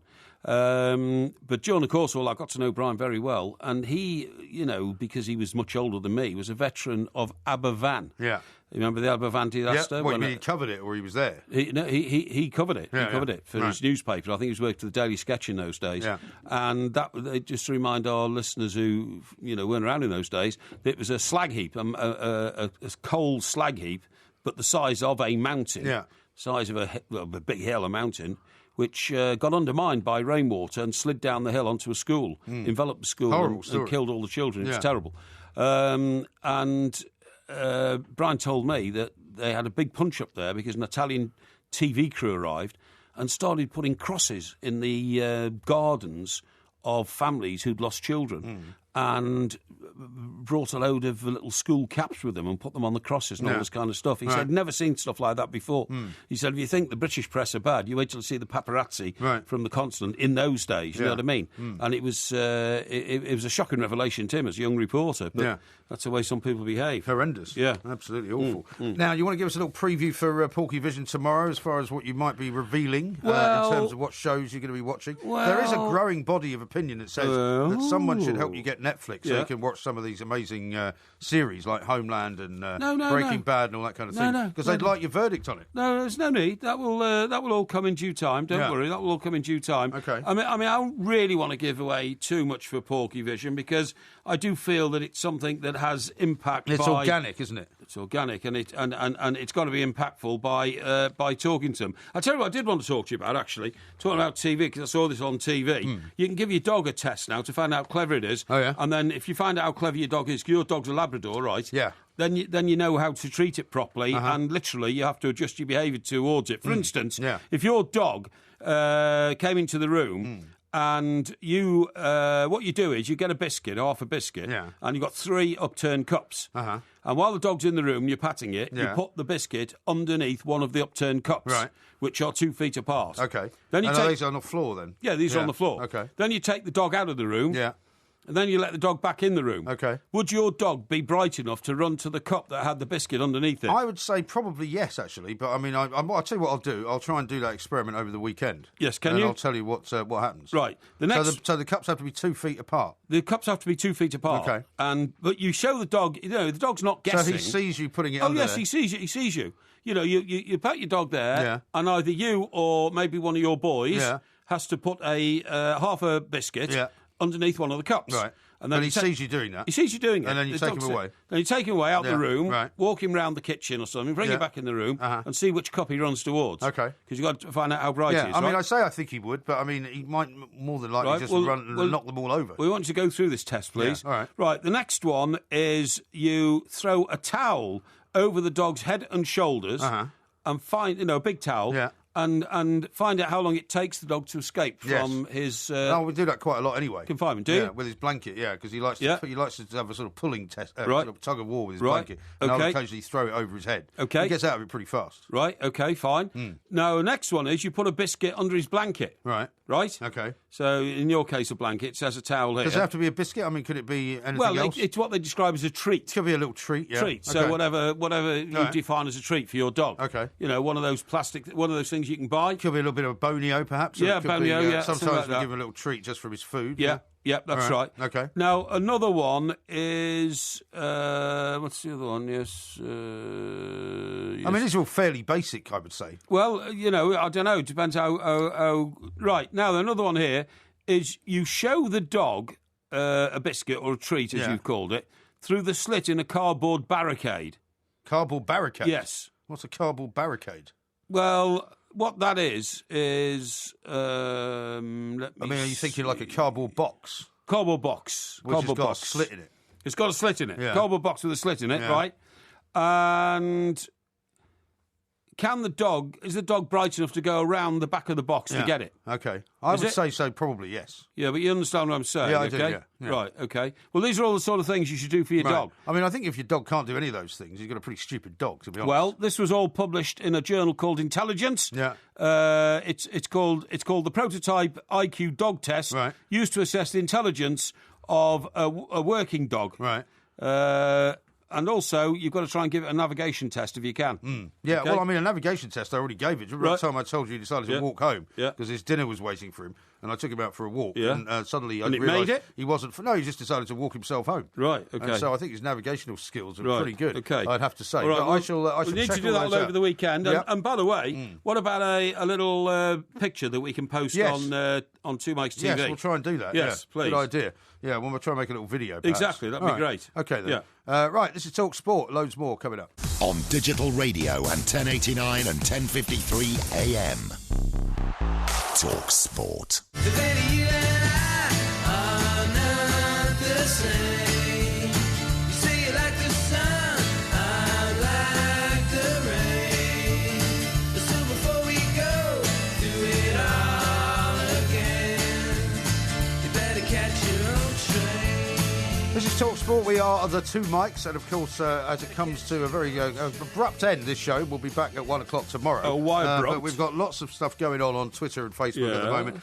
Not least a new little video that we shot at the Head and Chickens on Friday night, because not that many people could make that show. So, in addition to our new live shows, which kick off in April in Manchester at the Dance House, and you can get details on the twomikes.co.uk. There's a nice little video that was shot. It's partially shot by your good self, actually. behind the scenes at the Hen and Chickens. No, I didn't shoot any of it. Yeah, you did. No, I didn't. You shot the beginning bit.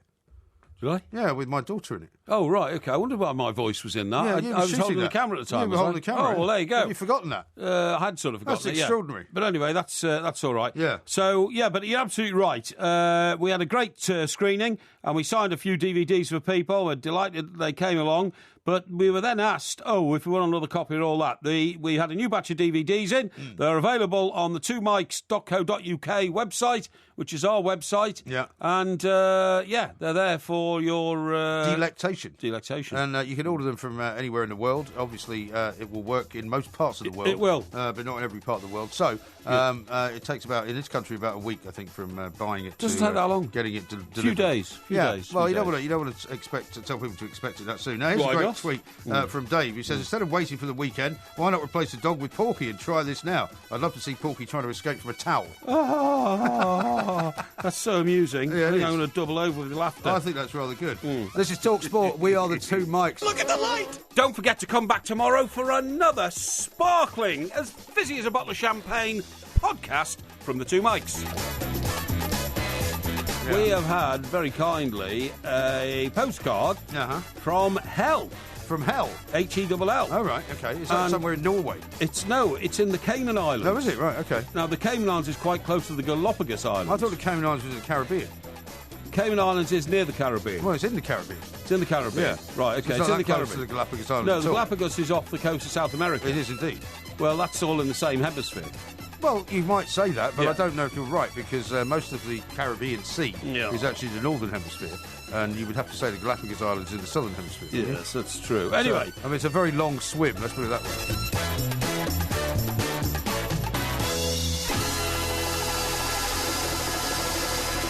They're on the way to work with a cold cup of coffee and a piece of cake and all that. If you love the Two Mikes podcast, you'll love the live show. Weekday overnights from 1am on DAB Digital Radio and 1089 and 1053 AM and via the TalkSport app. TalkSport, your Premier League station with exclusive commentaries every weekend. What an absolute corker! TalkSport. Nice to see you. To see you. Nice.